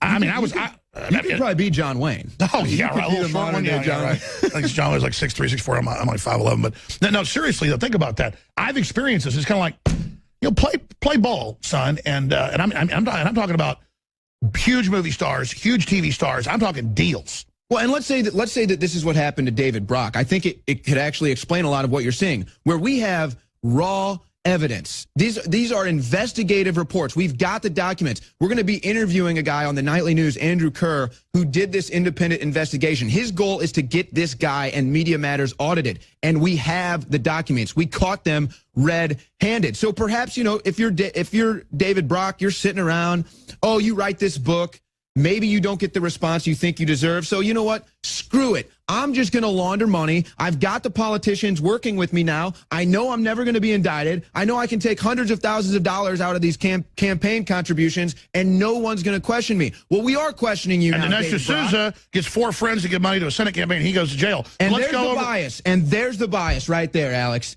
Isn't that amazing? A little tiny donation Dinesh D'Souza makes, you know, a couple $1,000. It was much more legal than what David Brock is doing. I guarantee you that. Now, he just didn't fill out the PAC form. Let's explain what Brock does, because it's just like the Clinton Foundation. So here's what we have him caught. Let's do document cam shots on this for TV viewers. This is what we have him caught red-handed doing, folks. He's been working with the Bonnet Group, okay? Or I'm sorry, the Bonner Group. Now, every time... Now, David Brock manages about 10 PACs that receive millions and millions of dollars in campaign contributions.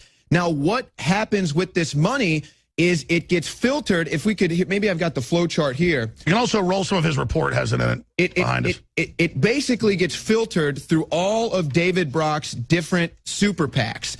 Now, there is a middleman in almost every one of these money transfers, and that is the Bonner Group. The Bonner Group takes 12.5% of every money transfer. So that's the lobbying legal management team. And he keeps them unregistered. He keeps them unregistered so he doesn't have to report who is actually. And last time I heard, that violates the Federal Elections Commission laws. And that is what Andrew Kerr talks about, is he could not find anything that he's doing to make this legal. And this is the same guy that has put out a huge reward, I think it's $1 million, for, if we can pull it up, for dirt on Trump. And he said, when asked why is this such a high percentage of the money going to the Bonner Group, he says, this is what we do to motivate people to raise money. So right on their face, they're saying, we don't really care about the cause. We don't really care about the political agenda. We just want to make money. I'm here to make money, baby. I'm making 12.5% of every campaign donation you make. I want to make money. That's what David Brock's about. This guy is a total fraud. But it's okay because he's a liberal. Just like the Clintons gave 5.7% of the Haitian money to the charity, period. I mean, the only person worse is Bono that gave 1.8%.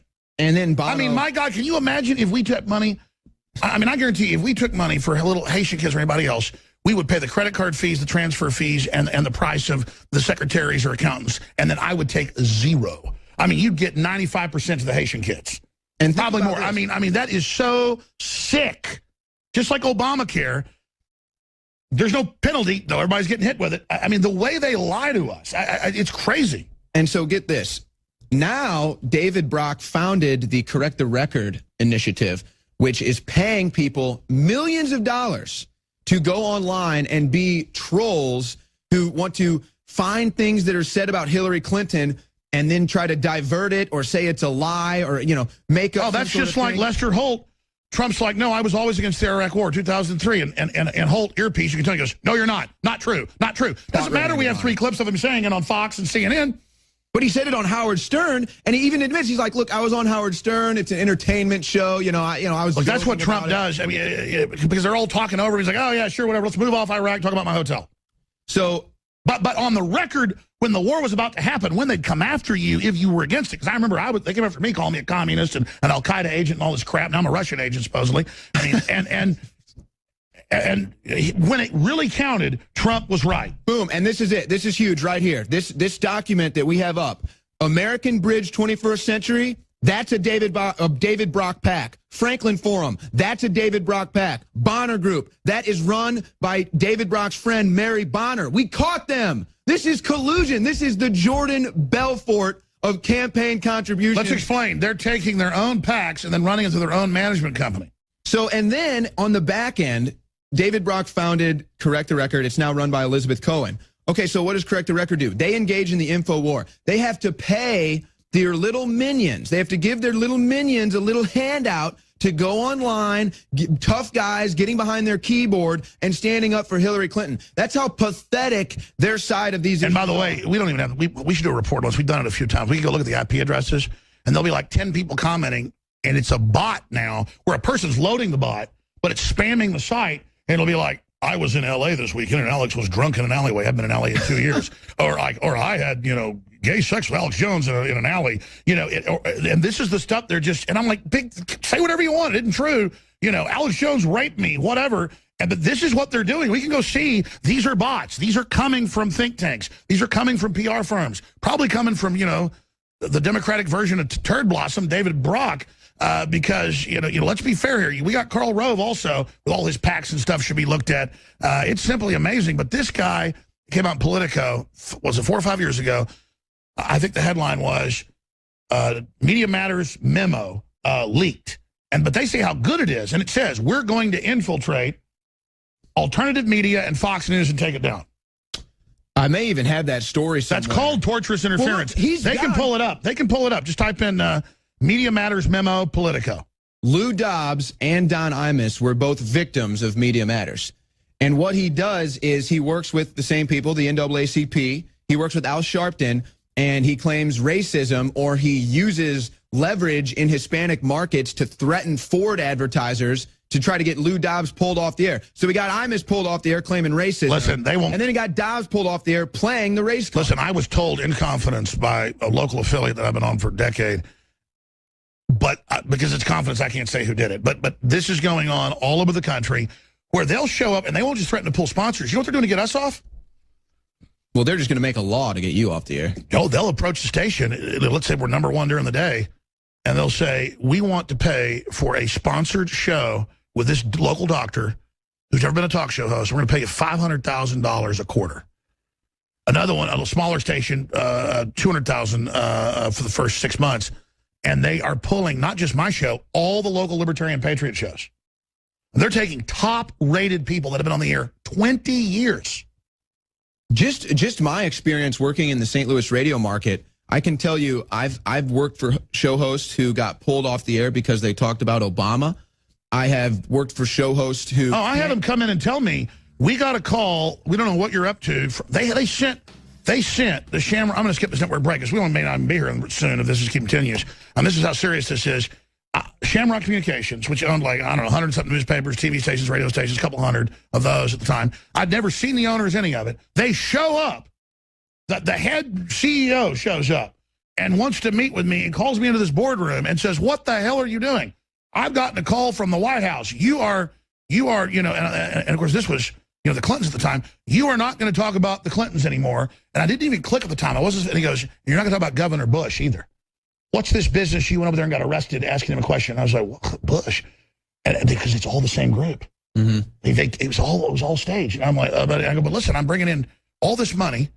I'm like the top ratings on the station. They were paying to have Howard Stern on at the time. I was there I was smart. I wasn't just a host. I was a salesman. So I went and sold, you know, years before, got a Saturday show, sold a bunch of advertisers, got good ratings. They put me on the weeknights, sold more. I was making, you know, at like 25 years old, I was making like $200,000 a year just on ad sales. I was bankrolling, getting cameras, films, crew, building an operation. That was a lot of money when I was $25,000, $200,000 a year. And look at what you've built. But the point is, they got more and more pissed. And they were like, what are you doing? And I guess it was because I was putting the show out on shortwave. It was getting huge ratings there. It was getting copied all over the country. My films were being handed out on VHS at military bases. I didn't realize it was super viral in the government. And they said, listen, we're going to pay you more. We're going to put you on the sports show. You're going to do entertainment. You're a really talented guy. And it's fine. You make a lot of money. You've got a few weeks to phase it out. And you're not going to be political anymore. And I'm sitting there. And the guy... big fat guy, he sat there and he went, I know you just want to make money, be successful, pretty boy. And then 6 weeks later, they call me in. The BBC was there to interview me. And this was the local manager, and he came in and he said, come here, get your crap out of here. He smiled, a little mustache. He goes, you get your crap out of here, loser. You're never going to be in the media again. He started laughing at me. I said, well, let me get my microphone. They were so cheap, I had a lot of my own equipment, you know, back to the back for voiceovers and stuff, my own DAT recorder and stuff. And I knew I'd already started a show. I was already bigger, you know, doing the show out of my house. And I was just like, wow, what cruddy people. Because the old folks that had hired me that were patriots, they'd moved on to run other stuff. And it was just the way that they were guilty for being evil, but they got off because they knew this was coming from the White House. Okay, and so it was the pleasure of smashing an American, crushing someone they knew was good-looking and talented and success because he was nothing but a big fat loser. And that's it right there. They hate and all of them got fired 6 months later. They hate alpha males. I don't know why, but the trendy liberals cannot stand an alpha male. I guess that's because we're going to come and we're going to take their fake reign of political terror on this country. But Alex, everywhere I go, people tell me to say that they love you. Real alpha males want prosperity. We don't want to piss on people. That's what I'm saying, because look what you've done. You just talked about how you built this. You were funneling your profits back into this operation, and now you've built this, and you're affecting change. You're starting brush fires of liberty in the hearts of millions of people around this country, and you don't see liberals doing this. What do? They make super PACs to steal your money. That's what liberals do. They pass Obamacare with foreign corporations to gang rape you and your family, and then sit on TV laughing how dumb you are. And you know, Alex, and they're all against Donald Trump. They're all scared to death because, folks, they know he isn't out to screw you. Because, by the way, he doesn't like being screwed, and he sees the globalist people. She's like, there was this sweet architect. And you know, and I went and looked at that architect case. It's her main ad she runs on TV and the web. And this guy kept expanding what he claimed it was going to cost. And Trump said, no way, I'm going with the original contract. Oh, he stuck. Oh my gosh! His guns. You know, he didn't launch wars and kill hundreds of thousands of Christians. He didn't go and destabilize Africa and Libya. He didn't engage in all these other crimes. He didn't pass Obamacare. He didn't repeal Glass-Steagall. He didn't create the derivatives thing like the Clintons did. He didn't engage in all this. He didn't bomb Belgrade. No, architects are famous for trying to get you in and jack prices up. I mean, my God, they're terrible. I'll tell you point blank. I mean, it's unbelievable. So my family's dealt with this. And so Trump isn't going to get screwed over, and that's why they're scared. He's got a big you-know-what for them. He wants to see America dominate because these same elites have always been screwing with him. He's always beaten them, and this is about Trump wanting to take on the big Goliath because he's an alpha male. And an alpha male wants prosperity for the tribe, and he sees the American people as the tribe, and he wants to create real unity. Go ahead. Well, and I think what just happened with Michael Savage illustrates something that a lot of people... That's being taken off Monday nationwide, and no one will even talk about it or care. I can't believe that the lack of coverage that's going on with this, but who should be surprised? They won't even investigate David Brock. But I think that this can be kind of a Rosetta Stone for people where Michael Savage says something negative about Hillary Clinton and then, a glitch happens or he gets preempted, whatever it is.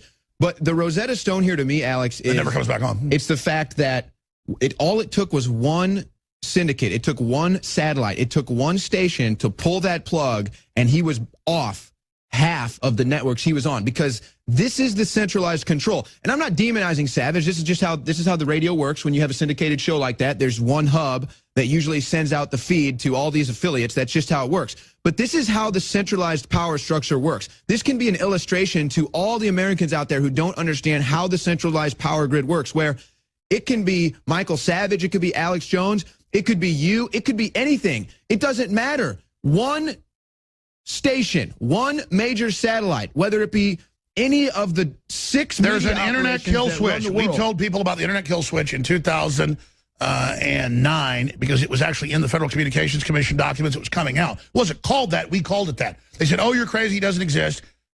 It was the technicians calling it a kill switch. And by the way, they don't just shut the web off. They turn it into like a cable station where they only send you what they want. And the new George Soros emails, 4 weeks old, Google it. New Soros emails say they want to send the news to their platforms and block their opposition. I mean, boom, it's in there. Yep. He's already working. He said, we need to transfer this ICANN agreement to the UN. It's happening in 2 days. And so what happened? 3-year-old emails that came out a month ago. So what happens? They silence the opposition, and just like in 1984, we don't exist. That's what they claim. We don't exist. Then people say, well, it's not a UN takeover, it's a global takeover. Whatever.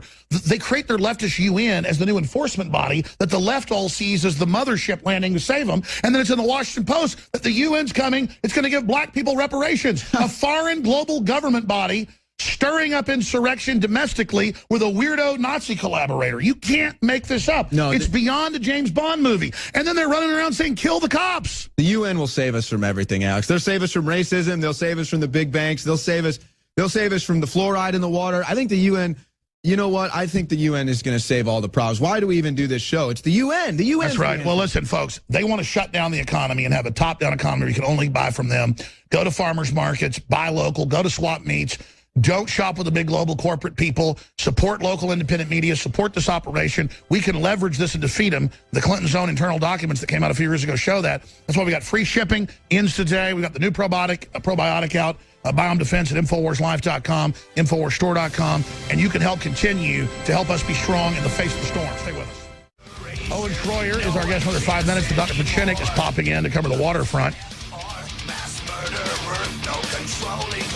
We are discussing the state of the world today and what's happening and what's unfolding. I mean, look at the Pope coming out in a newspaper interview saying that journalists that engage in conspiracy theories, that means being a journalist, actually questioning government liars, are, quote, terrorists and should be silenced. Well, there's no conspiracies going on. I mean, this Pope might as well just say, you know, I love Mao Zedong. I mean, this is what how much crazier is this? I mean, this guy could come out and say, hail Satan. Well, that's what I'm saying. Okay, call me a conspiracy theorist, whatever. Are you saying there's no conspiracies going on?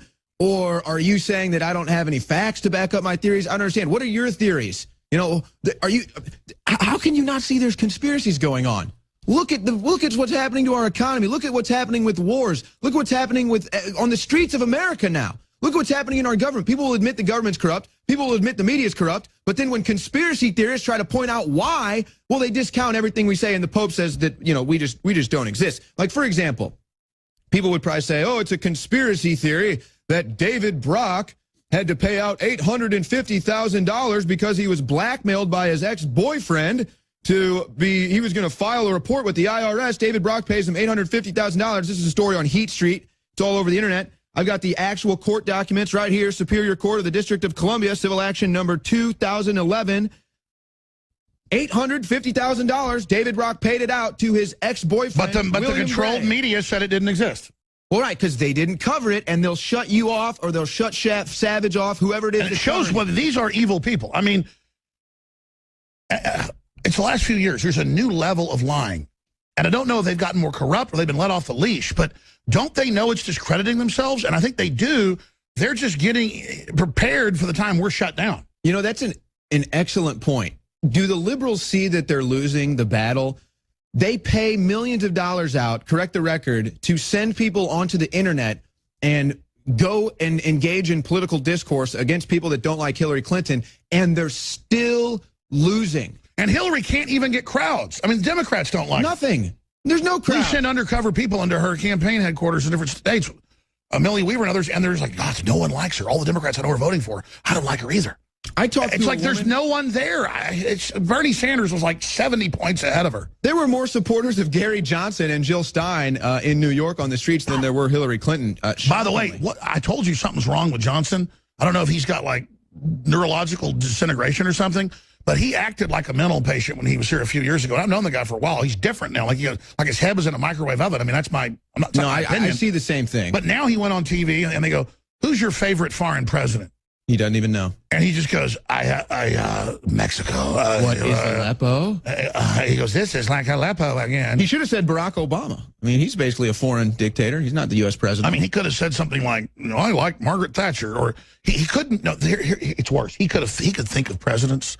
He's so robotic and trying to be so political and thinks he's so smart that he wanted to pick the perfect one that was milquetoast so it wouldn't make anybody mad. Again, we're not trying to be politicians and say what you want to hear. We're trying to overthrow the corrupt globalist takeover. We want to overthrow it and take the blinders off so we can all just make real decisions. See, we're not trying to, if he was smart. It's like Karl Rove when I saw him and confronted him at the RNC airport, actually flying out of Dallas to Cleveland. He's like, Alex, you don't follow the rules. And he was just rules, that's why. I'm like, dude. This show has more viewers and listeners than the biggest Fox shows conservatively. 5 billion views on YouTube, dumb butt. Well, they don't but he's so disconnected with his mummified brain that he really thinks being up on the big Fox Peacock thing is a big deal. It's embarrassing. Fox offered me a show, moron. Owen Schroyer is our guest. He is, of course, an Infowars.com reporter. He's about to punch out and get ready for the nightly news, which, of course, will air at 7 o'clock Central Standard Time tonight, that he's going to be hosting this evening. I'm going to file a special report on that as well. We've got Dr. Steve Pieczenik joining us to talk about the debate, to talk about the state of the world, but really because he's the former head of psychological warfare for the State Department and worked in other agencies, was one of the founders of Delta Force with General Boykin and others. He's talked a lot about the silent coup that's happened 4 years ago after Benghazi, when our military refused to bomb Syria and battled for al-Qaeda and now ISIS. He exposed it here first. We had other guests that confirmed it, like Colonel Schaefer and many others. And they hauled Schaefer in to Congress over what he said on the show. He has to be really careful when he comes on now. But he actually briefed Congress on the fact that about 98% of the fighters were Wahhabist. Call them al-Qaeda, call them ISIS, it's all the same thing. StevePieczenik.com is his website. We're going to go to him in a moment. But I wanted to ask him, just in general areas, why they're celebrating on Charlie Rose, saying, oh, yeah, ha, ha, ha, you can keep your doctor. Boy, we wrote a great line on Obamacare. Or Grouper says, thank God the public's dumb, ha, ha, ha, and he goes on C-SPAN and says it again. And while we have the State Department head spokesman saying, we lied to everybody, it's so funny, ha, ha, ha. And Gibbs saying, there's no drone program, even though there is, ha, ha, ha. what is the psychology? I mean, I know in criminology, criminals like to brag, but I don't get this weird celebration. Or is there a method to the madness where they're just inoculating us to accept the fact that they're criminals?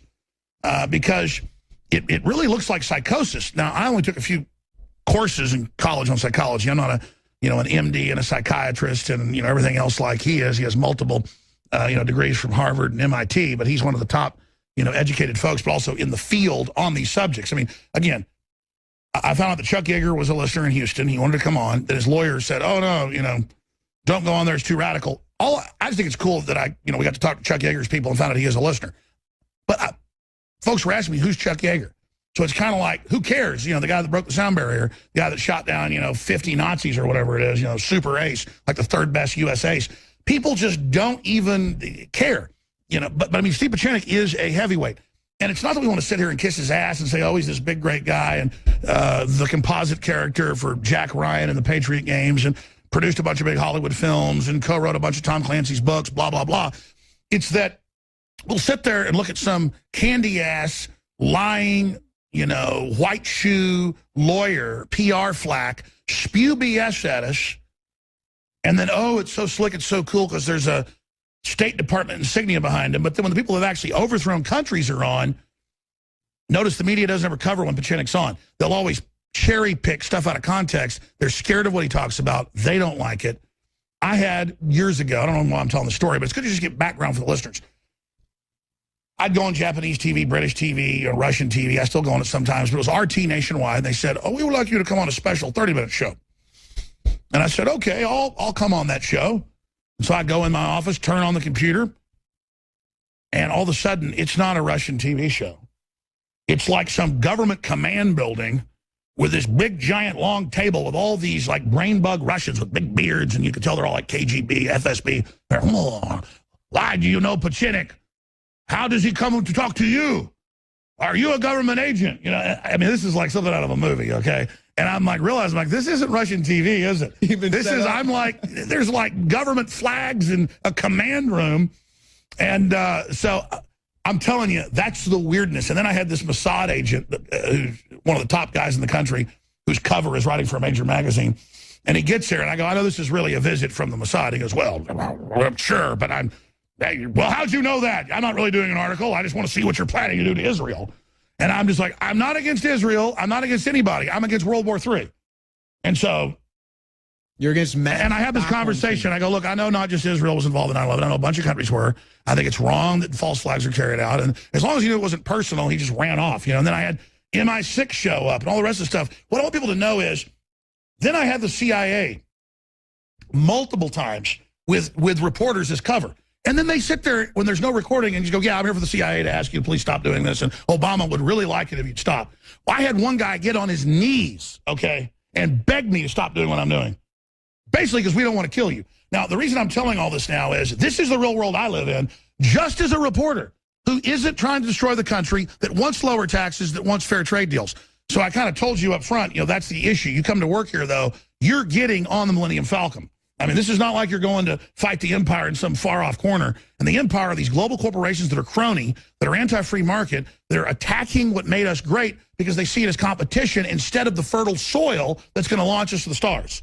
Well, so closing comments, and I'm going to Steve Pieczenik. Who wouldn't get on the Millennium Falcon, honestly? And but even I've been working here for just over a month, and I get people sending me stuff all day long. I can't even imagine what it would be like for you.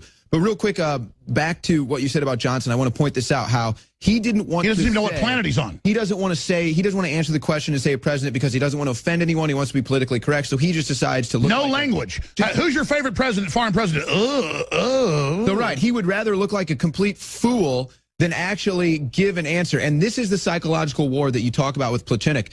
If they can make you censor yourself, if they can make you censor your own speech, if they can make you afraid to speak your mind, they don't have to get rid of the First Amendment. They don't even have to touch the Constitution. It doesn't matter. They've created a basket case with zero confidence. We're taught how to have no confidence, no new true thoughts or liberal ideas. So tonight on the Nightly News, we're going to have a bunch of stuff. Obama spoke last night, too. He did a little presidential town hall. I thought that was going to be a straight-up Trump bashing session. It ended up not being, but he said a bunch of stuff we can expose him on. We'll talk about that. We've got more Obamacare, and I'll be doing a follow-up interview from my report with Andrew Kerr, who wrote a scathing report on Brock's activity. He's also done more reports relating them to the Clinton and all these other super PACs. So we're going to expose him. And he said his goal is to force this into the mainstream and get Media Matters audited. Could you even imagine, Alex? How vindicated would you feel? They're not going to do it, though, because the IRS admittedly persecutes patriots. They even go after veterans groups that try to get better health care for veterans. These are the most sickening, evil people because they have a competition who can be more evil. So it's like, what do we do here? I've got the documents. We've caught him red-handed, okay? David Brock is colluding and laundering money in the Democratic Party platform. We caught you, and then they're just not going to do anything. So what do? We take the Millennium Falcon to the next light year and fight the next battle. That's right. Owen Schroyer, great job. Anthony Cumia is going to host the 4th hour. I want to go to Dr. Steve Pachinik now. Thank you, my friend. Thank you, Alex. And Doc, I didn't mean to go into that whole rant earlier about you or me or any of this. I just don't think people understand. This isn't a TV show that's like entertainment. This isn't fiction. The general public needs to know exactly what's going on here, and the fact that you and I and others are having such a big effect against this criminal, piratical group of criminals shows that they're not invincible. In fact, they're quite weak. And the fact that Hillary's coming out naming us, the fact that they're all panicking, the fact they're claiming I'm a Russian agent has really, really a window, I think, into the fact that these are a bunch of unconfident crooks who can be brought down and our republic can be restored if the people just take it to the next level. What do you say to that, sir? Well, I want to thank you and all the people who work with you and, of course, the audience that's been with us for, over 14 years. And I think you and they deserve most of the credit. My input is basically to say, look, this is my experience. This is where I want to reality test some issues. And as you know, sometimes I make a prophecy and often it becomes true. But it's not a question that I'm just throwing it out in the air. It's based on a lot of the issues that I know, the past experiences, but it really resonates with the American public. Now, we are at a point where we do have what I think the most effective revolution we've had in over 40 to 50 years without fighting, without guns, without weapons. And I see this all over the United States. I just traveled over 4,000 miles, and you can hear the rumbling. You can hear the fact that people are questioning Hillary. They're now talking about her illness or Parkinsonism. And then you find out, as a result of all of the things that we've done, including you and the audience, then Michael Savage, Dr. Michael Savage, whose PhD is in ethnocentric medicines or ethnic medicines, which is a PhD program, was thrown off the air on WABC for simply reading the diagnosis that I made, Dr. Drew made, and a bunch of other doctors. Yeah, he has one of these rare, I mean, almost medical degrees in its classification, correct me if I'm wrong, because it's the original apothecary. That's a pretty high-level degree. He's a really smart guy, 400 stations. But listen, he's suddenly radio silent. He told me last week in front of the crew here on Skype in a break, he said, Alex, I don't know how long I'm going to be on the air. CBS is really censoring me. I want to air this interview on my show today, but they're not letting me. And he was really upset. So the point is, this really shows how desperate they are, and that's what I'm getting at. We have the Pope coming out, and I hate to interrupt you, but I got to toot your horn. You were on 2 weeks ago, and you said that Tim Kaine, who had attacked me that very day, saying I'm this horrible, evil, deplorable, racist person with no evidence, her VP was basically a Jesuit operative, and that their failed system was feeding Hillary's agenda. The Pope came out in a Catholic newspaper, it's on Infowars.com, and word for word quoted Hillary and Kaine about the deplorable conspiracy theorist media are terrorists, these are quotes, and should be shut down. For me, that's incredible proof. Is he getting talking points from them, or are they getting them from him? Because this is word for word. Both ways. Let me reiterate what I've said to you and what I've written for over 10, 15 years. I knew the Pope when he was the Jesuit director under the Argentinian colonel coup, a military coup, which killed thousands and thousands of people by eliminating them completely.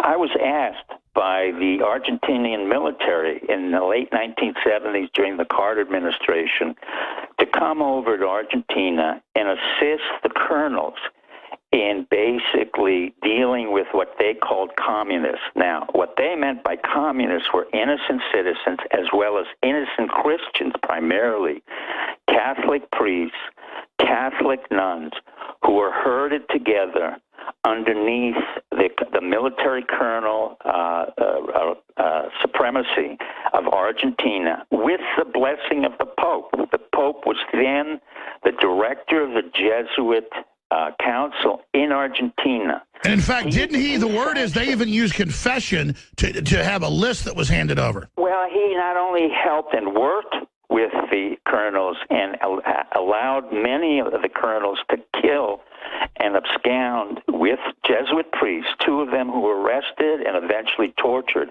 and sanctioned the torture and the death of 4 other nuns. So this Pope is exactly like Pope, the one who was a former Nazi, and so on and so forth. My interest is not so much in the Pope, but what you said, Alex, and I didn't realize that he was stupid enough to literally take the words and to try to rationalize the fact that Cain, of course, was a Jesuit. The reason is I treated these guys. I used to treat them. Sure, well, you said it looks like Hillary is being run by Jesuits to a certain extent. Well, but I mean, now we have them word for word, sir. What I'm saying is they are word for word copying each other, so they're in lockstep at this point. Correct, but what's happening, Alex, is, let me get it clear. Sure, go ahead, sorry. It's exactly what you said. It's not a question of malevolence only. It's a question of incredible stupidity and a lack of understanding of how self-incriminating both Tim Kaine was, because he was, in fact, working with Negroponte, a very good ambassador, but at the same time a strong operative with our CIA. We had a very strong presence in Honduras. I flew there and then went on to Noriega. The generals in Argentina who asked me to come forth, I have to thank Secretary of State Vance under Jimmy Carter, who said to the generals that if Dr. Pachenik doesn't want to work with you, he will not work with you. And not only that, I went up to the Secretary of State and asked him, could I work against them? And I did. And eventually we were able to get rid of the colonels and eventually get rid of the Jesuit director, who then went on to become the Pope Francis. Amazing. So what does this signify? I mean, you brought it up, so it must be important. What's happening, Alex, and let me tell the audience, it's not about me or people like me. It's that there are people in this country, in this wonderful country, and all over the world, Catholics, Jews, Muslims, who stand up to the overriding suppression and terror of any system. In Argentina, people were disappearing night and day. The Jesuit director, at that time he was cardinal, was so frightened and so compromised that he had nothing to say and, in fact, was collusive. In the real world of civil law and even Catholic law, this Pope should be indicted for collusion and murder. That's what I said. I've said it for 30 years, and I will not step away from that. In fact, what happened is I created the Brer Rabbit in that Jesuit Pope, and in fact, Tim Kaine stuck to it, and Hillary, because they don't really understand the history of how the Jesuits worked for us, both on the CIA side and as well on the theological side. At the same time, Hillary has been so porous in her reality check and so vulnerable that, in fact, the reason I called up and I wanted to talk to the audience was that I was somewhat disappointed with Trump, because... Well, that's my next question. What do you make of that performance? I know he was advised... I was not happy. And the reason I'm not happy is the same reason I called up many months ago to say Manafort has to go. And in fact, I will categorically state it again, and Trump will not like this, neither will his group. He cannot have the group that he has now. General Michael Flynn is a great DIA. He's a defense intelligence agent, but he is not a psychological warfare. Well, he's not the one advising. He's basically trying... No, I mean, there's no one there who understands, who has had the experience, and I'm going to say I've had it in 2 different administrations. No, I know. You've overthrown countries and propped them up. I'm not talking about that. I understand. So how would you advise Trump? What would you say? No. What I'm asking now, I can't advise it. What I can tell him to do strategically is very simple. He has to get rid of the people he has there. He starts with a group of 3 and ends up with two 24 people. When I worked with Baker and Roger Ailes knows this better than anyone. You need to know the psychological dynamic of Hillary working in a very constrained period of time over 15, 20 minutes and how she baits him. At the same time, he has to know how vulnerable she is. So what's her vulnerability? The fact of the matter is that her agenda and resume is a complete vulnerability. Sure, I'd bring up all the failed states. I'd bring up ISIS killing Christians by the hundreds of thousands. Not only that, it's even more basic than that. You know, he started to do this when she said I was a senator, then say, in fact, well, you, Hillary, claimed you would bring in 200,000 jobs. Over 8 years, there were no job increases. As a matter of fact, there was a 25% decrease in jobs. Trump didn't say that. Instead, he got hooked, and she baited him right into talking about ad hominem about... Sure, but in fairness, Dr. Pieczenik, what do you make of Lester Holt 40-plus times interrupting the signals? With all due respect, Alex, I had two different candidates who had all kinds of intermediaries. The key to any strategy in the debate is to take control of your own dynamic, which he has not. No, I agree. Listen, I ignore whatever they're saying and just cover the facts and have the energy and show that I'm dominating them. That's correct, but you're a little bit different in the fact that you do have this history of consistency. You know what you're talking about, and you don't have to deal with an interloper. In this case, Trump is really coming off of his own narcissism. He can't do that. There is no one there who can put him in check and say, look, this is what you have to do. These are the steps in a psychological warfare when you're dealing with somebody over a 5-minute period of time. It's not the same as you're dealing with them over 3 years or 4 years. He doesn't have anyone like that. He's hired all kinds of people who've had no experience whatsoever. Oh, I agree. He's got a bunch. I mean, some of these people he's got working for him. I mean, I'm sorry. What did they ever build? I mean, they do not know what they're doing. No, I mean, James Woolsey comes on to support Trump. I knew James Woolsey. He was a disaster as a CIA director, a complete disaster. The man never even saw Bill Clinton for 2.5 years. Then he was a neocon who wanted 9/11. The man is disaster. He's not good in intelligence. He's totally oriented to war and profiteering. He's a second-rate man. The issue here isn't about who he can put on board and who likes him or doesn't like him. The issue is very simple. It's like a building. Do you have a strategy? Do you have a tactic? Implement it systematically. He has no one there who can do it for him. Michael Flynn cannot do it for him. General Kellogg cannot do it for him. The woman who's in charge can't do it for him. He has no one there. It was not an accident that I was called in by Bush Sr.'s people, Baker and others, and Hadley and new administrations, because they knew exactly what it is that one has to do. It's not a fanciful game. It's very simple. It's strategy of psychology. They're not trained in psychology. So I'm warning Trump again. He came to the forefront because people like you and I and the audience supported him. But I can assure him that that audience is getting very disappointed with him. Sure, he has to continue to be a populist. This isn't where you just become a politician. No, and now that but you're that's not only that. He has to be... Alex, he has to be able to articulate what he's Well, let's come back then and spend 5 minutes. You're going to be Donald Trump with Hillary. What you say to her. Then I want to get other geopolitical things that are taking place and more with Dr. Steve Pieczenik. I'm Alex Jones. Infowars.com is our website. They're trying to censor it. Spread that link to everyone. Download the free app, Infowars.com/app. I use the word too much, but it really is the best word. It is surreal. It's like you've read history. You've seen examples of tyranny, hundreds of millions killed by out-of-control authoritarian governments, fascists, communists, you name it, in the 20th century, and you see tens of millions killed in the last 16 years, and a warm-up, a preparation, and most analysts agree, for something much more dangerous than the last century. And all these articles now in the Hollywood Reporter, the London Guardian, about elites all running to New Zealand because of what they think is imminent collapse. I don't know what's going to happen. I want to stabilize things. I don't want to have a civil war. And I see George Soros running around trying to start race wars. His own emails come out, and the UN saying they're going to, have reparations for black people, so the UN should run things. And Loretta Lynch says, I'm going to have the UN run local police. I mean, this is crazier than I thought they'd try. And I want Dr. Steve Pieczenik to have a few minutes here to talk about how he would advise Trump, where he sees this election going. What happens if Hillary, let's war game this, does get in by fraud or whatever, and she clearly looks insane half the time? I want to get his expert opinion on what he thinks is wrong with her. There's a lot to cover. But this is an incredible time to be alive. A very, very incredible time to be alive. Before I go any further, free shipping on all products at InfoWarsStore.com ends today. We have the new probiotic, 7 years of development and design. This is the cutting edge of what's going on in Europe.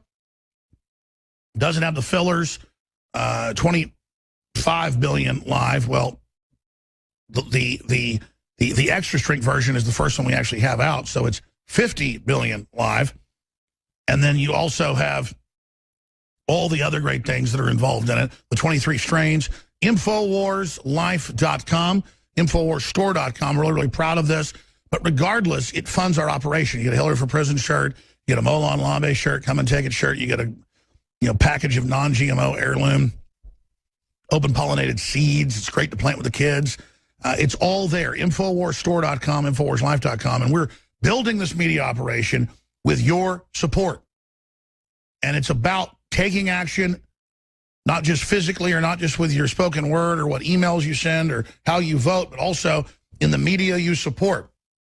InfoWarsStore.com, InfoWarsLife.com. And it's not one of our big sellers, but I just love GMO heirloom seeds and things. I love gardening when I have time to do it. And we have the biggest selection that you're going to find online of the very best non-GMO heirloom seed vaults and systems. And we've got now more than 20 different companies and brands that we've personally tested out and tried that are very affordable, high quality.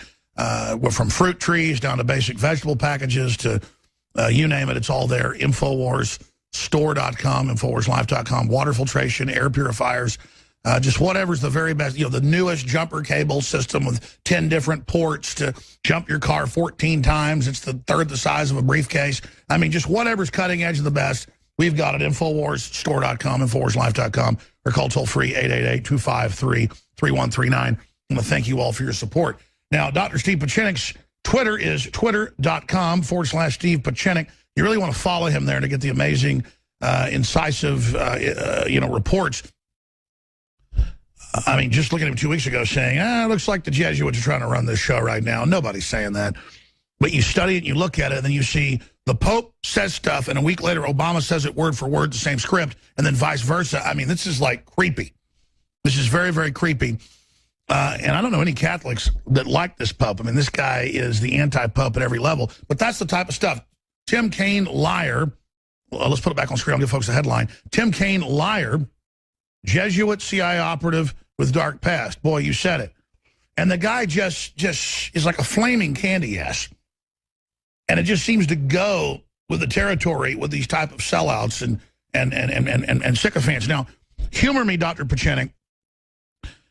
Before you get into Trump and where you see this going and what's happening, I didn't bring up, the Russians when I'm supposed to do an interview with them, bringing you up, or I didn't bring up the CIA, visiting or whatever, to act impressive on air, obviously. I want folks to know how real this is and that a show like this could actually have them all shook up and not knowing what to do and Hillary attacking me. I think that speaks to weakness, not our strength.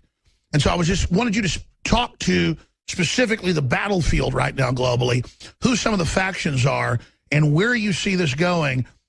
Let's just hypothetically say Trump doesn't get in, which I think he will if he plays his cards right. He's on the wave of a populist movement. But like you said, if he starts waffling, why does it matter? Maybe it's better Hillary gets in as she's collapsing, looks completely mentally ill, though that's dangerous. Maybe that totally discredits these people once and for all. They were so arrogant, they forced another Bush/Clinton dynasty in. I mean, just how do you see the tea leaves, basically, is what I'm getting at. And why is the power structure openly saying now they want to censor everything, which seems to be a really desperate move, showing they know they're in major decline? Well, I think you've said it very clearly, Alex. The power structure, not only here but all over the world, is unified in one element. They are afraid of this. We're outliers. We're the black swan. You were the black swan on radio and on the internet. Ironically, I was the black swan in writing about cyber terrorism, cyber nation 20, 30 years ago under the Clancy franchise. So what they're afraid of is that the words we speak, they're quite accurate and more often than not, we tend to be very accurate in our predictions. I don't say my predictions, but our predictions. As you said, a year ago or many years ago, I brought up the issue of the Pope repeatedly. I accused the Pope as a physician of complicity in the murder and torture of Catholics in Argentina who disappeared. Yeah, that was over a year and a half ago. That's correct, as well as the Jesuits and nuns who were killed by the colonel. And now he's speaking probably about you. That's not anything. When he says conspiracy theorist journalists must be shut down. Catholic, and I attended Catholic churches in Albi, in Toulouse. But the second part is that I accused the Clinton administration and the Obama administration of such massive corruption that James Comey is sitting there like a fool, a moron, and a pathetic idiot who can't answer a simple question that's given to him. Why did you offer impeachment to criminals, and including the woman who's, what's her name? No, not Loretta Lynch, but the chief of staff for Hillary, who was also in his law firm.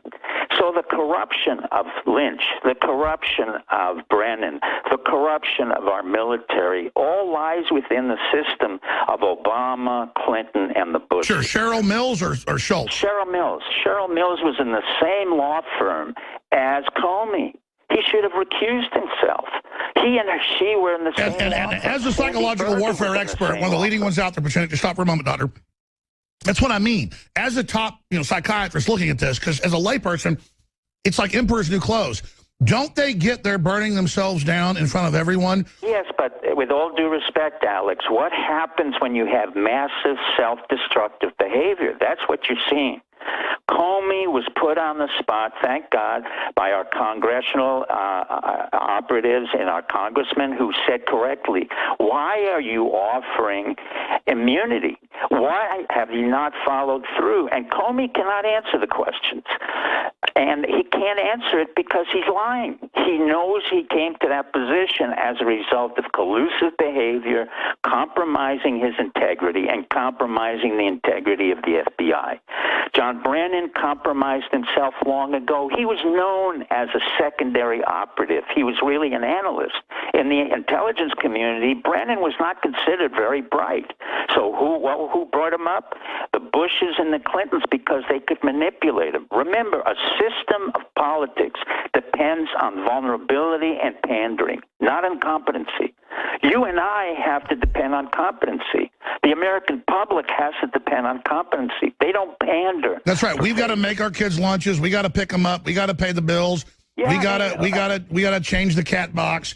We got to take the dog for a walk. We got to pay the taxes. We got to show up. They just sit up there and why do you think, I asked a question earlier. I have all these clips we can play, but I'm sure you've seen them. This new thing where they go on TV and laugh about how dumb we are and admit they're lying to us and celebrate it on Charlie Rose, celebrate it on C-SPAN, celebrate it and say, thank God we're dumb. What is that? Well, all that is fear and a secondary issue. It's a distraction from the main issue where they realize they're highly vulnerable. So that's them acting competent. That's them whistling past the graveyard. Is that them whistling past the graveyard? Well, it's not only whistling past the graveyard. They're in the process of self-destructing, and they don't know what to do. They don't know how to strike out. In the same way that Trump should have hit Hillary about her father, who was a Jew, didn't like the fact he was a Jew, changed his name to Rodham, was a man who abused her physically and mentally as well as a mother, and never made a penny. Yeah, let's talk about the CIA file on Hillary, her real background. Let's talk about that. Well, the CIA file on Hillary is that I wouldn't be surprised, quite frankly. I don't want to say this again. We don't want to get the Justice Department in here, but let's just not play games. Let's just get it out. Well, there's no playing games. The problem. No, I'm not saying you are, but as a psychiatrist, what do you? I mean, we know about her history. We know her dad was a mob boss in Chicago. We know he was Jewish. You're half Jewish, and nothing wrong with that. One is she's not. She's ashamed of that. I'd be proud of it if I was her. And let's talk about why she's so mentally ill. She's ill right now because she came to the point in her life where physically and mentally she has self-destructed. She has Parkinsonism. It's an issue of neurological damage. It's been there for years, 4 to 5 years. Columbia Physician and Surgeons has the record.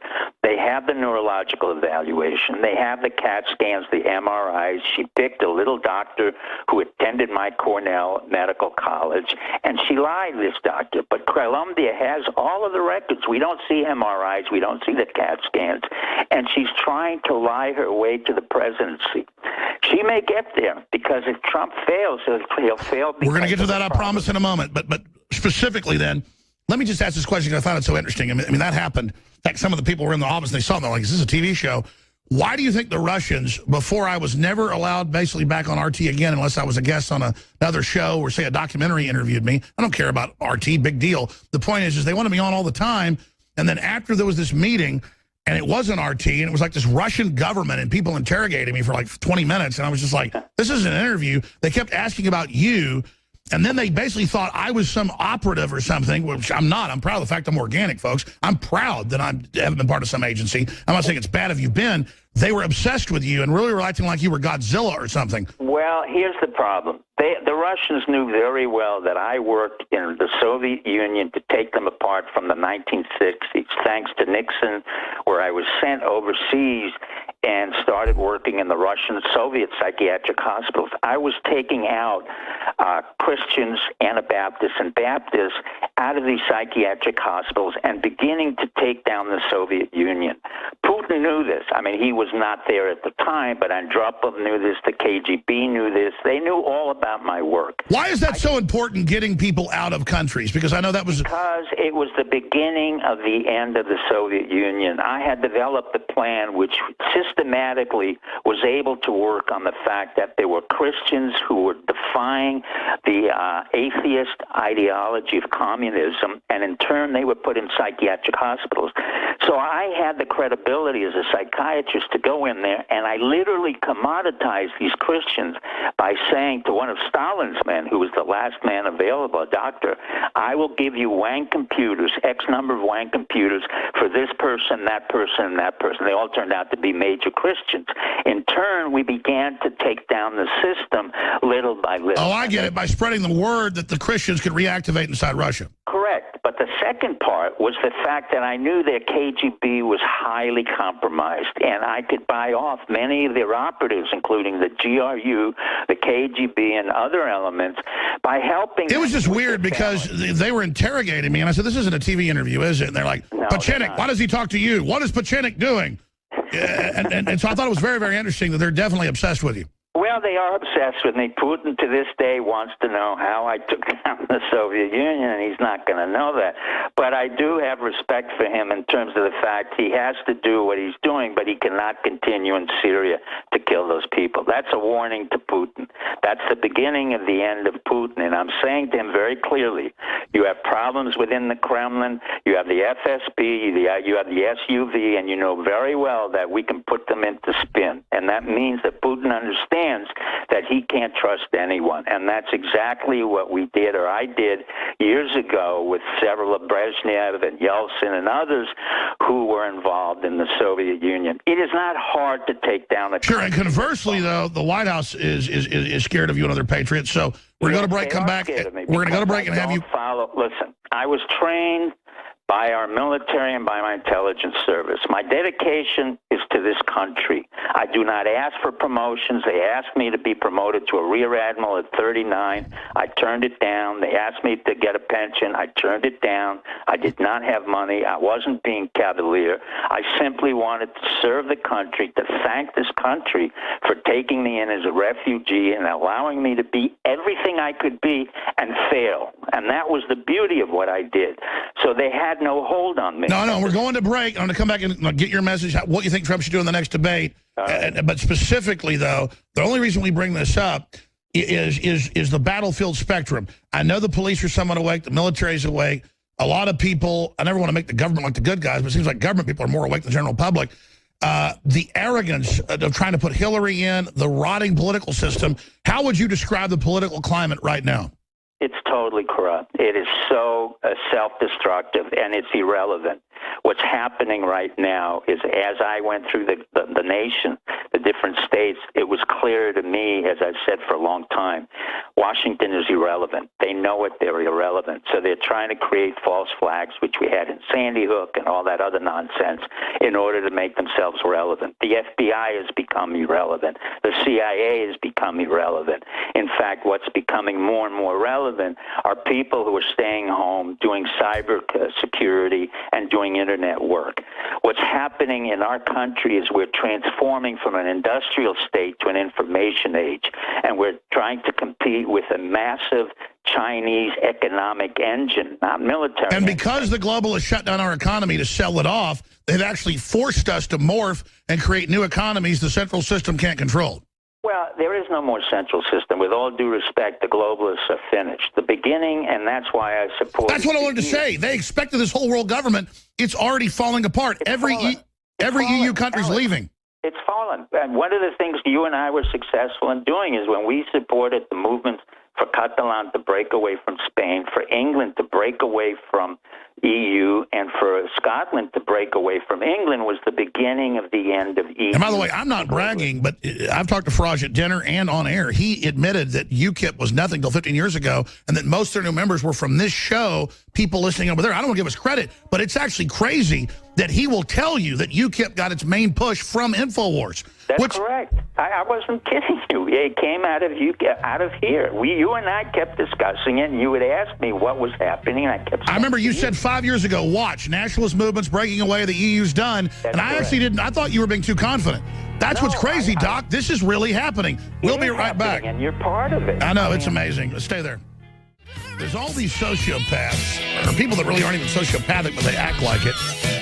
A lot of them care at some level. They think screwing everyone over and only caring about what you're getting today is what a winner does. No, that's not what builds civilization. And I can tell you unequivocally that they're coming to the end of their road. We got 6 minutes with Dr. Pieczenik, then 5 more, and then I'm going to have Anthony Cumia, who's an amazing talk show host, obviously taken over. He got kicked off for speaking out against Black Lives Matter and the rest of it of his Top XM show.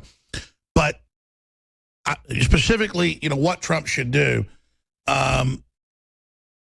Trump, I mean, I don't know what's going on with Trump. I mean, I think he was trying to be nice to a lady, trying to be chivalrous. But the truth, heavens may fall, justice be done, may the heavens fall. And so what would you specifically do if you're Donald Trump and you're in the next debate with Hillary Clinton? It's very simple. Number one, he stated it in the beginning that in 30 years she has done nothing. And he has to go into detail to explain that she did nothing when she collated and culled together a bunch of people to create a health program. That was a disaster. The children's program was a disaster. He has to go into detail how she did go into Iraq. But more importantly, he has to go into detail how she attempted to say that she brought in jobs for people in New York State, and as a senator, she accomplished less than nothing, made huge promises, as he said, and go into detail to show that, in fact, the end of her tenure was a minus 20. And you turned Libya over to Al-Qaeda and ISIS, absolutely. Well, so then he can go into ISIS. He said it correctly, that Al-Qaeda and ISIS was the result of her presence in the Middle East. The fact that she has a problem in stamina has to do with the fact that she has a medical history.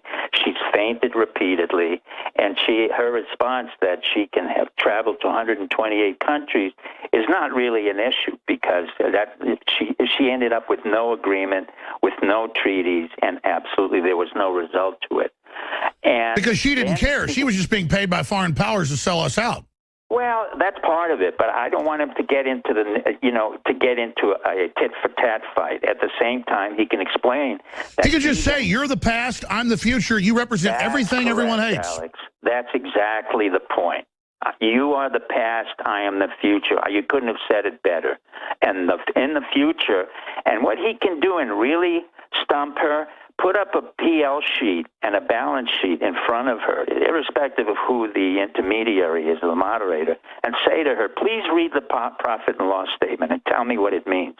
Because not one of our presidents in the past 30 to 40 years has ever had a job.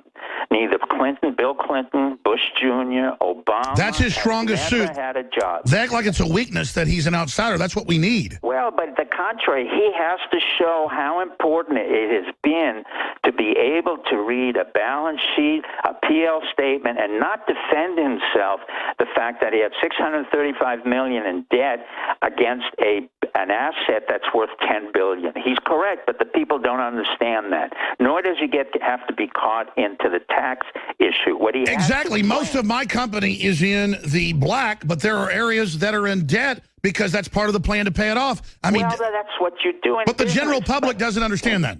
No, but you can't teach the general public everything. What you can show is that Hillary has no idea of business, and he has to go into that systematically. Yeah, she just goes and raises taxes and gets more money.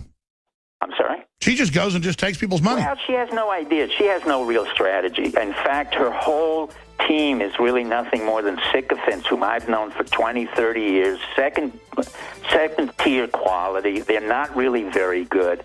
They're Al Gore spinoffs or they're Carter All right, stay there. 5 more minutes, sir. StevePachinik.com. Right, so the issue here is then in foreign We got to go to break. We got to go to break. Back in 70 seconds. So 5 more minutes on the other side. I want to ask you to put a bow on this, but what will Hillary do if she gets in? 39 days out, folks. 4th hour coming up. I'm doing 5 more minutes, and then Anthony Cumia is coming on. Welcome back. I'm Alex Jones. Last time he was on, he quoted a quote, and I wanted to look it up, and it was Otto von Bismarck that basically unified Germany, and he said, God has a special providence. That means good luck or an upper hand. God has a special providence for fools, drunkards, and the United States of America. And that's been pointed out for a couple hundred years. We've had unbelievable good luck, just really magic things happen. I think we're losing that luck now because this isn't America. We've been overrun by criminals, and we have to show we have courage. That's why I think God really loves people that have courage and who want people to be individuals and have free will. And Dr. Pachinik, in closing, thanks for all you do. Really appreciate it. I wasn't trying to toot our horn last hour. I just want listeners to understand that it's not that we're that strong. They're that weak. We just have to understand that we have to move forward and have confidence to really change this. But finishing up, what are you looking for the next 39 days? Let's just hypothetically, if Hillary gets in, what do you see happening there? I mean, I think their incompetence is really the most frightening thing I could imagine. You're correct. It's a combination between her illness, the incompetency, and the fact that they have to buttress her up. So you will see a lot of movement in the beginning and a lot of payoffs in terms of what will happen. But she will not make it through the first year. She will probably die within that first year or so. She's not physically fit to handle it, nor mentally. So what we have is a real problem for our intelligence and military community to really take an assessment of what's going to happen if she comes in. That will be a very serious problem. It may be a John F. Kennedy type of problem. It may be a Nixonian type of problem. But I've been through this with Nixon and his transition to illness, and we've had a soft coup, but they're not going to have strong figures who are able to transition this country into a smooth relationship. Won't they just have a big power struggle and hope she's an invalid so her adjuncts can... Well, it's not only an invalid. It'll be kind of a Woodrow Wilson situation where you won't see her, and that's exactly what you're seeing now. She's totally absent from the field. She can't handle most of the issues. And that further discredits the government as the media lies and says she's fine, she's climbing Mount Everest. Correct. And so that will be a disconnect, but it'll depend on our military and our intelligence services to determine what it is that they want to do. On one side, you have Michael Flynn. On the Trump side, on the other side, you have Michael Hayden. Both are quite qualified. They come out of the military intelligence. I know both of these guys, not well, but enough to know that they're competent. The secondary issue is America has to understand we continue no matter who's on the top, and no one can defeat us, and really what we have to do is to continue to devolve that power to the local level, to the state level. And where the real engine of prosperity is. Well, the real engine of prosperity, quite frankly, is one of the most beautiful things I've ever seen in the past 2.5 weeks, traveling 4,000 miles, is the intermodal traffic systems that I've seen trucking between the trains, the ships, and our trucks. We're a formidable country. And sure, even though the trains weren't upgraded, Eisenhower's plan with the roads really sets us apart. That's correct. The genius of Eisenhower has still not been appreciated. A man stopped the war in Korea, he built our roads, and warned us of the military-industrial complex. That's what we need right now. We need another Eisenhower. Can Trump... And he built the roads not just for the economy, but nobody could ever invade and win after those roads were built. Well, nobody did invade us. The only people who invaded us was Bush and Clinton and the internal... That's it. And that's why they claim that I'm a Russian agent or whatever, because I don't want World War III. They can claim whatever they want, but calling us... Well, what do you make of that? I mean, in 30 seconds, what do you make of this ridiculous thing that Trump's a Russian agent? That's absurd. He's no more a Russian agent than Hillary's a Russian agent. Both do businesses with Russia. Podesta, who's the right-hand man to Hillary and is totally corrupt. Uranium. The Podesta group does business with Russia, the Ukraine, and so does Manafort, and so does Trump. So that's equal. That's not the issue anymore. All right, Dr. Pieczenik, always informative. Thank you so much. It's a pleasure, and God bless your audience. God bless you. StevePieczenik.com and AlexJonesInfowars.com. I'm going to punch out. Anthony Cumia coming up, hosting the 4th hour, straight ahead, big syndicated talk show host in his own right, always informative. Looking forward to watching this in my office as I take care of business. Here he is, straight ahead in 3 minutes. Thank you so much for having me back. I had a couple of weeks ago doing this, and love Alex, love the opportunity to come on here and talk about things that matter. Some issues of the day, the week, the month. Of course, we got to talk about the debate. Last Monday, Hillary and Donald had the first of the 2016 presidential debates. And I'm going to be honest, very disappointed with Donald Trump. Very disappointed. I don't see it as him winning. His camp, a lot of the polls that I saw going around the internet saw Donald Trump as the winner of that debate. Some of the more biased mainstream media saw Hillary winning that one. Each candidate, of course, crows about how they won, respectively. And I saw it as 15, 20 good minutes of Donald Trump at the beginning of the debate, and then he fell apart. He was paying much too much attention and spending much too much time defending himself against whatever non-existent, inconsequential allegations that were coming up during the debate. Lester Holt, a shill for Hillary and the Democratic Party. He had to overcome that. I do give Trump the benefit of the doubt in that he had to deal with that. He had to deal with potential cheating. Now, I don't know. I don't know for sure that any of this was going on, but just the fact that there's a chance, and it seems feasible because Hillary has been such a liar over the years, that she cheated during the debate. Another thing that Trump had to overcome. So he had to go in there with his A game. Expectations were low for him because he is a businessman. He's not a politician. Although he has been in a lot of conferences and boardrooms and whatnot, he's not a debater. He's not a political debate expert. So we also gave him the benefit of the doubt on that. But he got up there and did exactly what the Democrats and Hillary, wanted him to do. They baited him, and he took the bait. Talking about the birth certificate issue, the birther issue, that Obama perhaps was not born in the country. Is that really something that I want these candidates talking about during a debate? Do I care?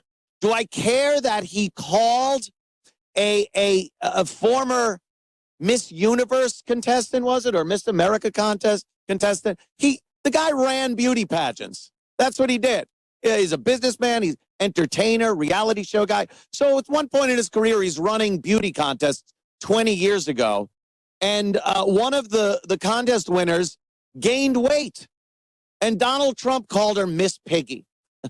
Okay. Perhaps not the most politically correct thing to do, but who said politically correct is a good thing? Again, he's in entertainment at the time. He's not running for office. He's not in office. And they're arguing about this during the presidential debate when they should be talking about national security, the economy, education, and all of those things that Hillary has dropped the ball on in her 40 years in the public eye. That didn't get brought up, and I squarely place the blame on Donald Trump. And again, Lester Holt, a shill, but a smart guy and a guy that has all that ammunition against Hillary Clinton should have used it. And for him to sit there and try to justify him calling a beauty pageant winner from 20 years ago, Miss Piggy, was horrible. Horrible to watch. Frustrating as hell as a guy that wants real change in this country and wants to see what will happen if a guy gets in there that is a strong, smart businessman and not a professional lifetime politician, not beholden to other nations and companies and Wall Street like Hillary Clinton is. I want to see this. So it was very frustrating watching that debate to see her getting over on him by bringing up inconsequential topics and subjects and having him just sitting there or standing there defending himself. It looked bad. Hillary wasn't even supposed to be able to stand for 90 minutes. She was supposed to come out looking very haggard and terrible. She didn't. She came out looking spry, healthy. She didn't cough. She stood there for 90 minutes. That alone put her up a notch, unfortunately. And look, believe me, I cannot stand the woman. I want to see Trump win. I want to see him do well. But I can't sit here and fake it that he won that debate. He didn't. He did not win that debate. He's got to do a much better job next time. I don't know what his strategy was. If it was, hey, we got a few of these things, why would I shoot my whole load of ammunition at the beginning, the first debate? This isn't the one people remember. The last one, that's where you go in. That's the one people are going to remember the most when they go into the voting booths and pull the levers or press the buttons or whatever the hell we're supposed to do this election. That's why he needs to come out stronger in these next debates. He's got to hit her harder. Now, of course, they would say, oh, hit her harder, you sexist, misogynistic monster. This is a woman. He can't look like he's bullying a woman. He can't look like he's beating up on a... This will be fact-based, and it will be exactly what he needs to do. There's so many things. Benghazi, bring it up. The email scandal, bring it up. They talked about cybersecurity. Cybersecurity came up. And Hillary gets to blurt out this. He was encouraging the Russians to hack into our computer system, not understanding that Trump was absolutely being sarcastic, telling a joke. Actually, the emphasis of that statement was the fact that Hillary's server and emails were so insecure out there and out there for anyone to get that, hey, Russia, if you happen to see them, send them over. The press wants to get a hold of her emails. Not, hey, Russia, spy on us. But, of course, they twist around everything because they are lifetime professional politicians. And Hillary's talking about that, getting Trump on that issue. He doesn't turn around and say, how dare you? The gall of you to try to tell the American people that you're the cybersecurity person, the go-to person in the age of cybersecurity. That's a no-brainer. That's an easy softball lobbed right at him. Don't just go, wrong, no. You're on the debate stage. A record number of people are watching you. Slammer. She's got a horrific record that you could use against her, and I didn't see that. And damn it, it was frustrating to watch. And toward the end, he fell apart even more. He's explaining his finances. He's explaining the birth certificate issue. I mean, honestly, turn it around. Tell the American people, look into that camera at the debate and tell them this is nonsense. I was talking on my own program about where would that rate for America in importance to national security, borders, education, crime, violence, race relations, foreign policy, the economy, jobs. Where does he said Miss Piggy to a beauty pageant girl 20 years ago? Where does that rate on your list as an American as important? Pretty far down the line, I'd say. I'm going to take a stab at it and say that the majority of American people, even the ones that aren't a basket of deplorables, would say that that wouldn't even show up. Yet it was on the world stage during a presidential debate, and Trump didn't turn around and instead of explaining it, he didn't just turn around and go, really? Is that what we're going to discuss here? Lester, Hillary, that's what that's what the American people, 85 million of them that have tuned into this, that's what they want to hear us talk about? Or do they want to hear about how she left 4 people to die in Benghazi? Or her emails are all over the globe because she decided an unsecured server was a good idea. Really? Her Clinton Global Initiative, the foundation, is so corrupt and was selling off the American government. Do you think that's a little more important, people, than if I said that Obama didn't have a birth certificate, or that I called a beauty queen Miss Piggy? I think you know the answer to that one, people. I think you know the answer to that. Again, thanks for having me. I'll be back in just a couple of minutes. This is InfoWars. I'm Anthony Cumia for Alex Jones, the wonderful Alex Jones. I'll be right back. Anthony Cumia on Infowars.com. Introducing Biome Defense, the first ever probiotic from InfoWarsLife.com. Get it with free shipping. Biome Defense by InfoWars Life is a superior blend of 50 billion live and active cultures from 23 different probiotic strains. That's a lot of cultures, which are known to support digestion and intestinal function. The experts agree that gut health plays a huge role in the normal function of your immune system, and it's essential for optimum health. Your gut, that gut of yours, is even home to over 100 million neurons, brain neurotransmitters, and is often called your second brain, right there in your gut, because of the direct link between the brain and the digestive system. Biome Defense, produced right here in these very United States of America at a state-of-the-art manufacturing facility and lab tested for quality. Get Biome Defense in ultra strength or regular strength today with free shipping. Just go to InfoWarsLife.com and start supercharging your gut health with our ultra high quality probiotics. Biome Defense from InfoWarsLife.com.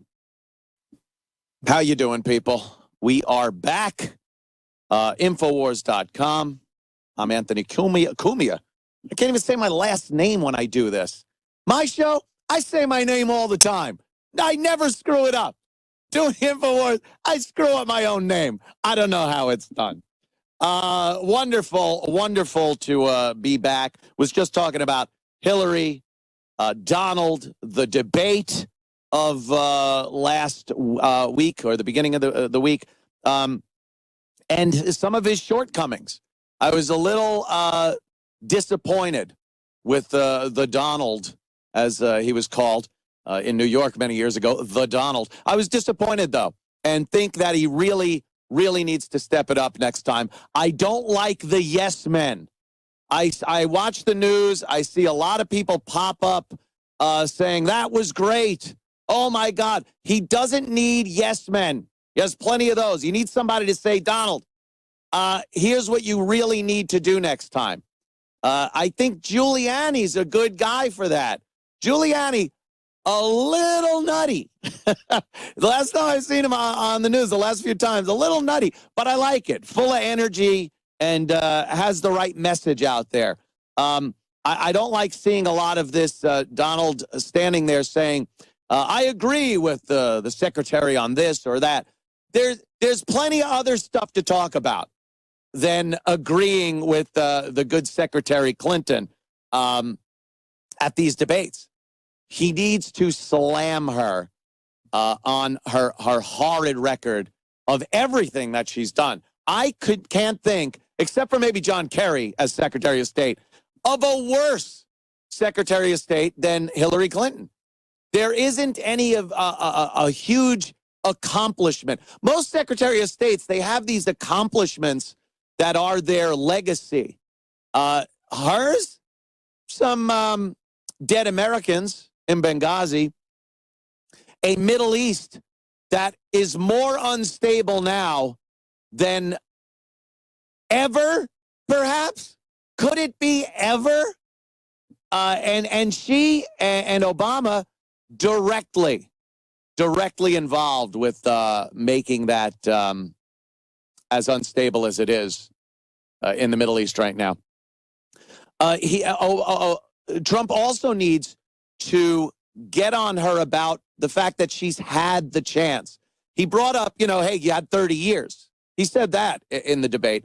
Hey, Madam Secretary, you had 30 years to do something and you did nothing. Expand on that. Bring up those 30 years and what she didn't do and the nightmare that she did do to this country. Bring up the husband. Bring up the infidelity. It shows her lack of judgment. It shows her hypocrisy. The president for women. Girls need to know that there's a place because Hillary will lead you and show you. Excuse me, she defended a child rapist as a lawyer in the 70s and then laughed about the fact that she got him off the hook and knew that he was indeed guilty of raping a 12-year-old girl. That's the kind of president for the women that we want? I don't think so. Trump needs to bring this up. We'll be right back. Ladies and gentlemen, back. Anthony Cumia on Infowars.com. Just when you think things can't get any more ridiculous, and just when you think Barack Obama couldn't screw things up with such limited time left in his tenure as president of these United States, 48 hours from now, Obama is turning over control of the internet to foreign entities, which really means the United Nations, which they promised it would not go to. But first of all, the biggest question is why? Why would we, as a country, give over control of the internet to anybody? This is technology made here in the United States for our own convenience, information, future, built with our minds and materials here in this country. Once again, just amazing things that came out of the United States. And for years, as an exceptional nation, we were very proud of these things that we built and showed the world how exceptional this country is and why we are proud to be Americans.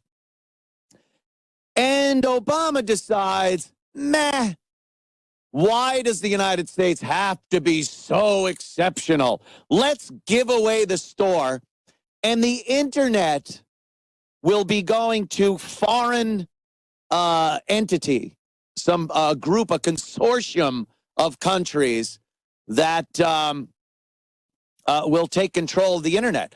How is this a good thing?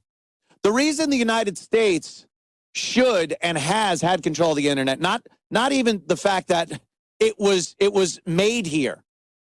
Our basic principles, freedom of speech, freedom of expression, freedom of the press, all are very conducive to making the internet what it is.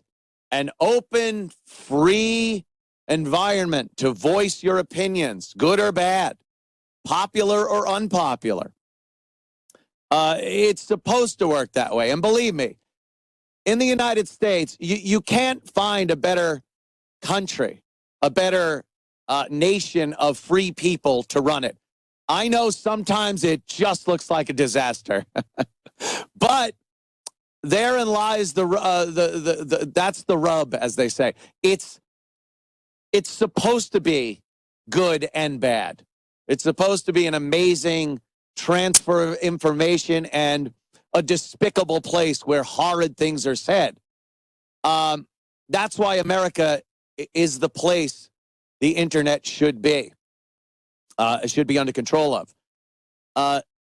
Who thought it would be a good idea to turn over control of the internet to the likes of China? Yes, China will have a hand in deciding how the internet goes into this century. Do you really think they want honesty, truth, freedom of expression, freedom of press? Do you think China wants that when already in their corner of the world's internet,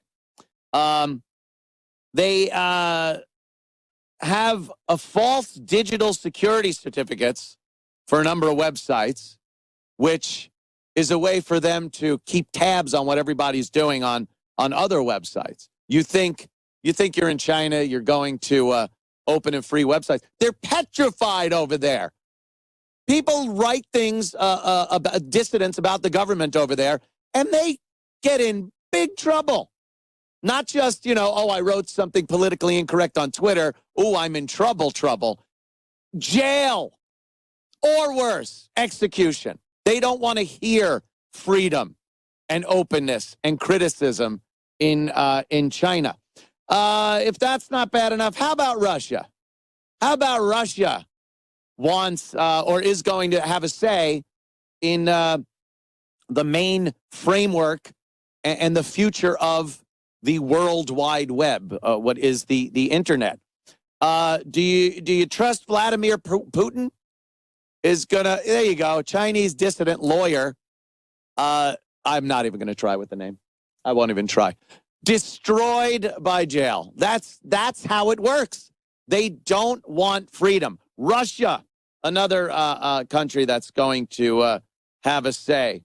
They've chipped away at internet freedom in Russia since Putin returned to the Kremlin in 2012. As International Business Times puts it in their 2014 article, one of Putin's new laws requires bloggers with over 3,000 readers to register with the government. Does that sound like a place where something like InfoWars can broadcast and be open? Look at this guy. I don't think I want this guy having a say in what happens on the internet. You think he's going to like your tweets and your Facebook posts? You think he's going to like some of your opinions? I don't think so. But Obama thought this was a good idea.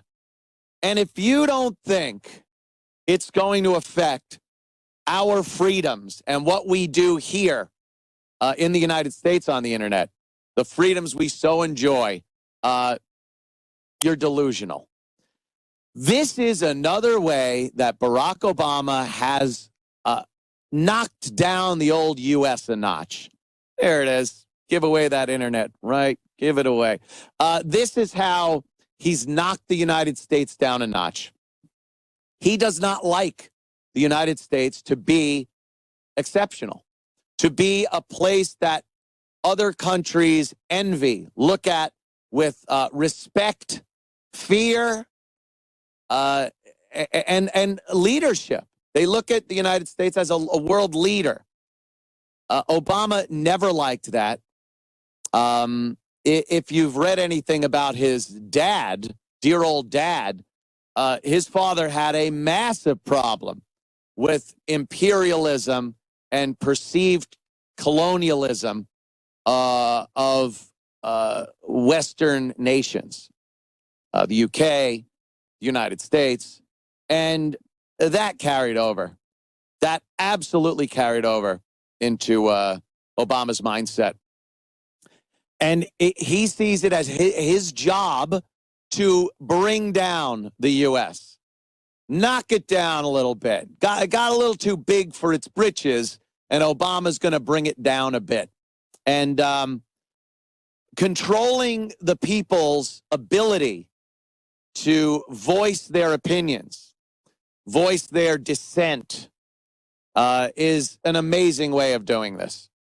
Because we as a people, I still believe, even though a lot of us are in a huge basket of deplorables, we as American people are amazingly brilliant, resilient, innovative, when we're able to collectively work out problems, communicate, and share ideas. And that's what the internet is for, and that's what we do. When you take that away, you're left with a government that has a lot more power, and you're left with a people that has a lot less say in their own country and on the world stage, and that's exactly what Obama's been doing to the United States of America for all these years. I was so proud of the space program growing up. My God, to me, it was magic as a child to watch a Saturn V rocket, a skyscraper that they amazingly launched into the sky and took men to the moon. And now we sit and hitch a ride with the ex-Soviet Union, Russia. We have to hitchhike because we don't even have a vehicle to take Americans into space anymore. Again, knocked down a few notches. Our exceptionalism that led to Americans and the American flag being on the moon, that had to be done away with for some reason. And if you don't think Hillary Clinton is in that same category, a globalist, someone that wants to rule the world, be on the global stage, make America just another part of the bigger global picture. Boy, are you sadly mistaken if you don't think that's what Hillary wants. She's proven it. That's what she's done over the years. And I don't know. I don't like it. I do like a tad bit of nationalism in our country, national pride, being exceptional. Hillary Clinton outraising Trump 20-1 among billionaires. This is globalism. This is a woman that wants to be president of the United States in a global arena. She has no pride in this nation. She doesn't want our country to do well. She wants her and her elitists, global elitists like Soros, all of them to do well and get as much power over the world as they can. Donald Trump, on the other hand, really seems to be a guy that wants to make America great again, as they say, by bringing it back on the world stage as a power, as a respected and feared power, using all of our resources to make the country great and make it respected again. When Hillary knocks him on that and says, the country is great, Donald Trump says, America isn't great anymore. She's missing the point, or purposefully blowing off the point, which is it isn't great in that it's not respected. It doesn't have leadership in the world anymore. And that needs to be brought back. It can be done, I think, under different circumstances. We saw it with Carter and Reagan. When Jimmy Carter was president, the United States lost a lot of clout and was a joke to the world. Militarily, it was a disaster. Economically, and as far as having any say on the world stage, if I may say world stage again, I think I said it 18 times already, it was a joke. And Reagan came in and once again restored some pride to the country. And I would hope someone can do that. And Trump is the guy on the other end. And I hope, like I said about the debates, though, he's got to step it up. This is the big time. This is not a time to sit back and hope she screws up or falls down again or something like that. He's got to get up there and really rip down her, the Democrats, the globalists, all the people that are trying to take away and have successfully taken away that American exceptionalism that we've enjoyed for so long. Like I said, as a kid, watching that Saturn V lift off from the pad, knowing that Americans built this and were going to the moon and bringing the men back was just an amazing thing. And we just don't have that stuff to grab onto anymore, to feel good about as Americans. We just feel negative these days about being American. We've been told for so many years that we're terrible and we should be guilty and horrified at everything. Our history, what we do now, how we've treated people is awful. What do you expect? You expect us to feel good and proud? It's another way to make it easier to kick us down a few notches. If we as a people feel horrible about what we've done as a nation, it's that much easier to change things and try to reprogram the country into thinking that we aren't good and we don't deserve the great things that we've built and the amazing opportunities and lifestyles that we have here in the United States. Yeah, Seeds of Disorder high school course is now dedicated to teaching American guilt. That's it. It's part of this bigger picture. This isn't coincidence that all these little things that knock us down just happen to be going on at the same time. It's a way to demoralize us and take the pride and change the history, make our history an evil thing. Evil. That way it could be changed. Oh, a guilt. And you see it, people. You see the guilt, the blatant, rampant guilt of us living an amazing life. The fact that no one is literally starving to death in this country. I get heat for saying this all the time. There are hungry children all over the place. There's poverty and there. Yes, but no one is literally starving to death in this country. I don't think it could be said in any other country. You don't see people on the side of the streets in a field dying of starvation. Occasionally there's a maniac that locks their kid to a radiator and doesn't let him eat. There are children that obviously are not getting the food they need on a daily basis and are suffering from malnutrition. But we're not seeing this starvation going on. Do you know how amazing that is in a country of 300 million people? That's amazing. And that should be something we should be proud of. but we're guilty about it. We're guilty that we have so much food and shelter for people. And why?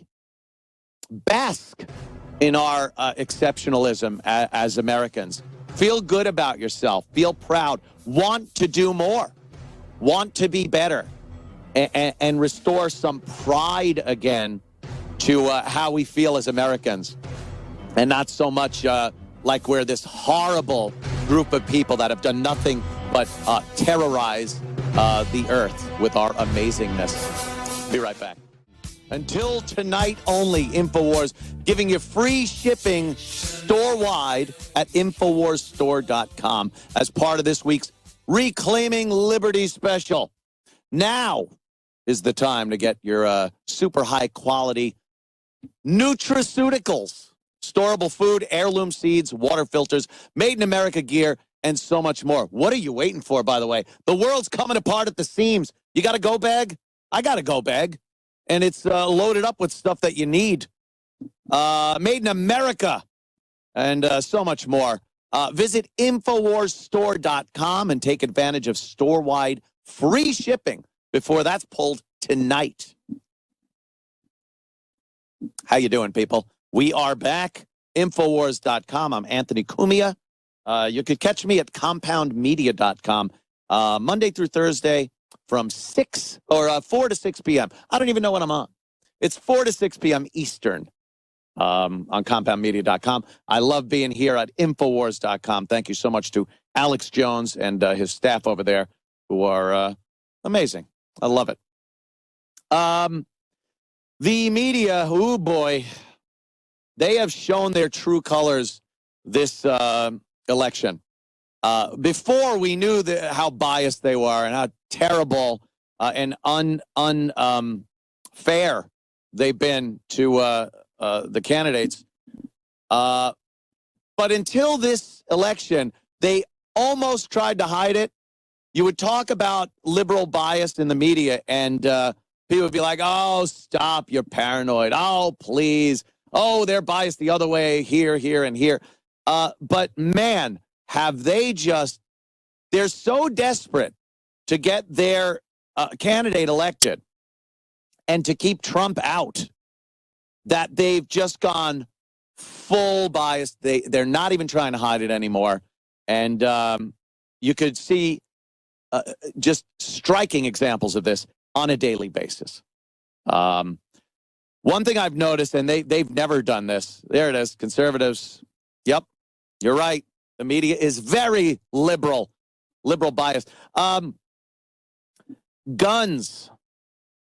I've been in so many arguments with people about the Second Amendment, guns, gun rights, types of guns. I've never seen a less informed group of people than liberal anti-gun, the liberal anti-gun crowd. They know nothing about the laws, the mechanics of guns, how they're used, when they're used, the laws. They know nothing, yet they know everything when you argue with them. So what I was noticing when I argue with people is, guns are never used to thwart crimes. Most of the time, they're used to accidentally kill a child or shoot a spouse or something like that.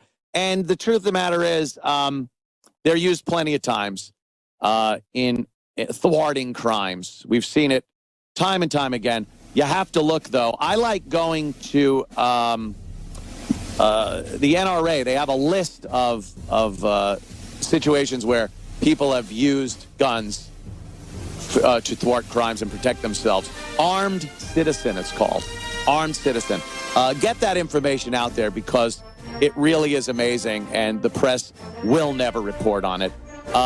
Thank you so much for being here. I'm ecstatic to once again do Infowars.com. Again, you can hear me on Compound Media from Monday to Thursday, 4 to 6. Thank you so much. I'm Anthony Cumia. This has been Infowars.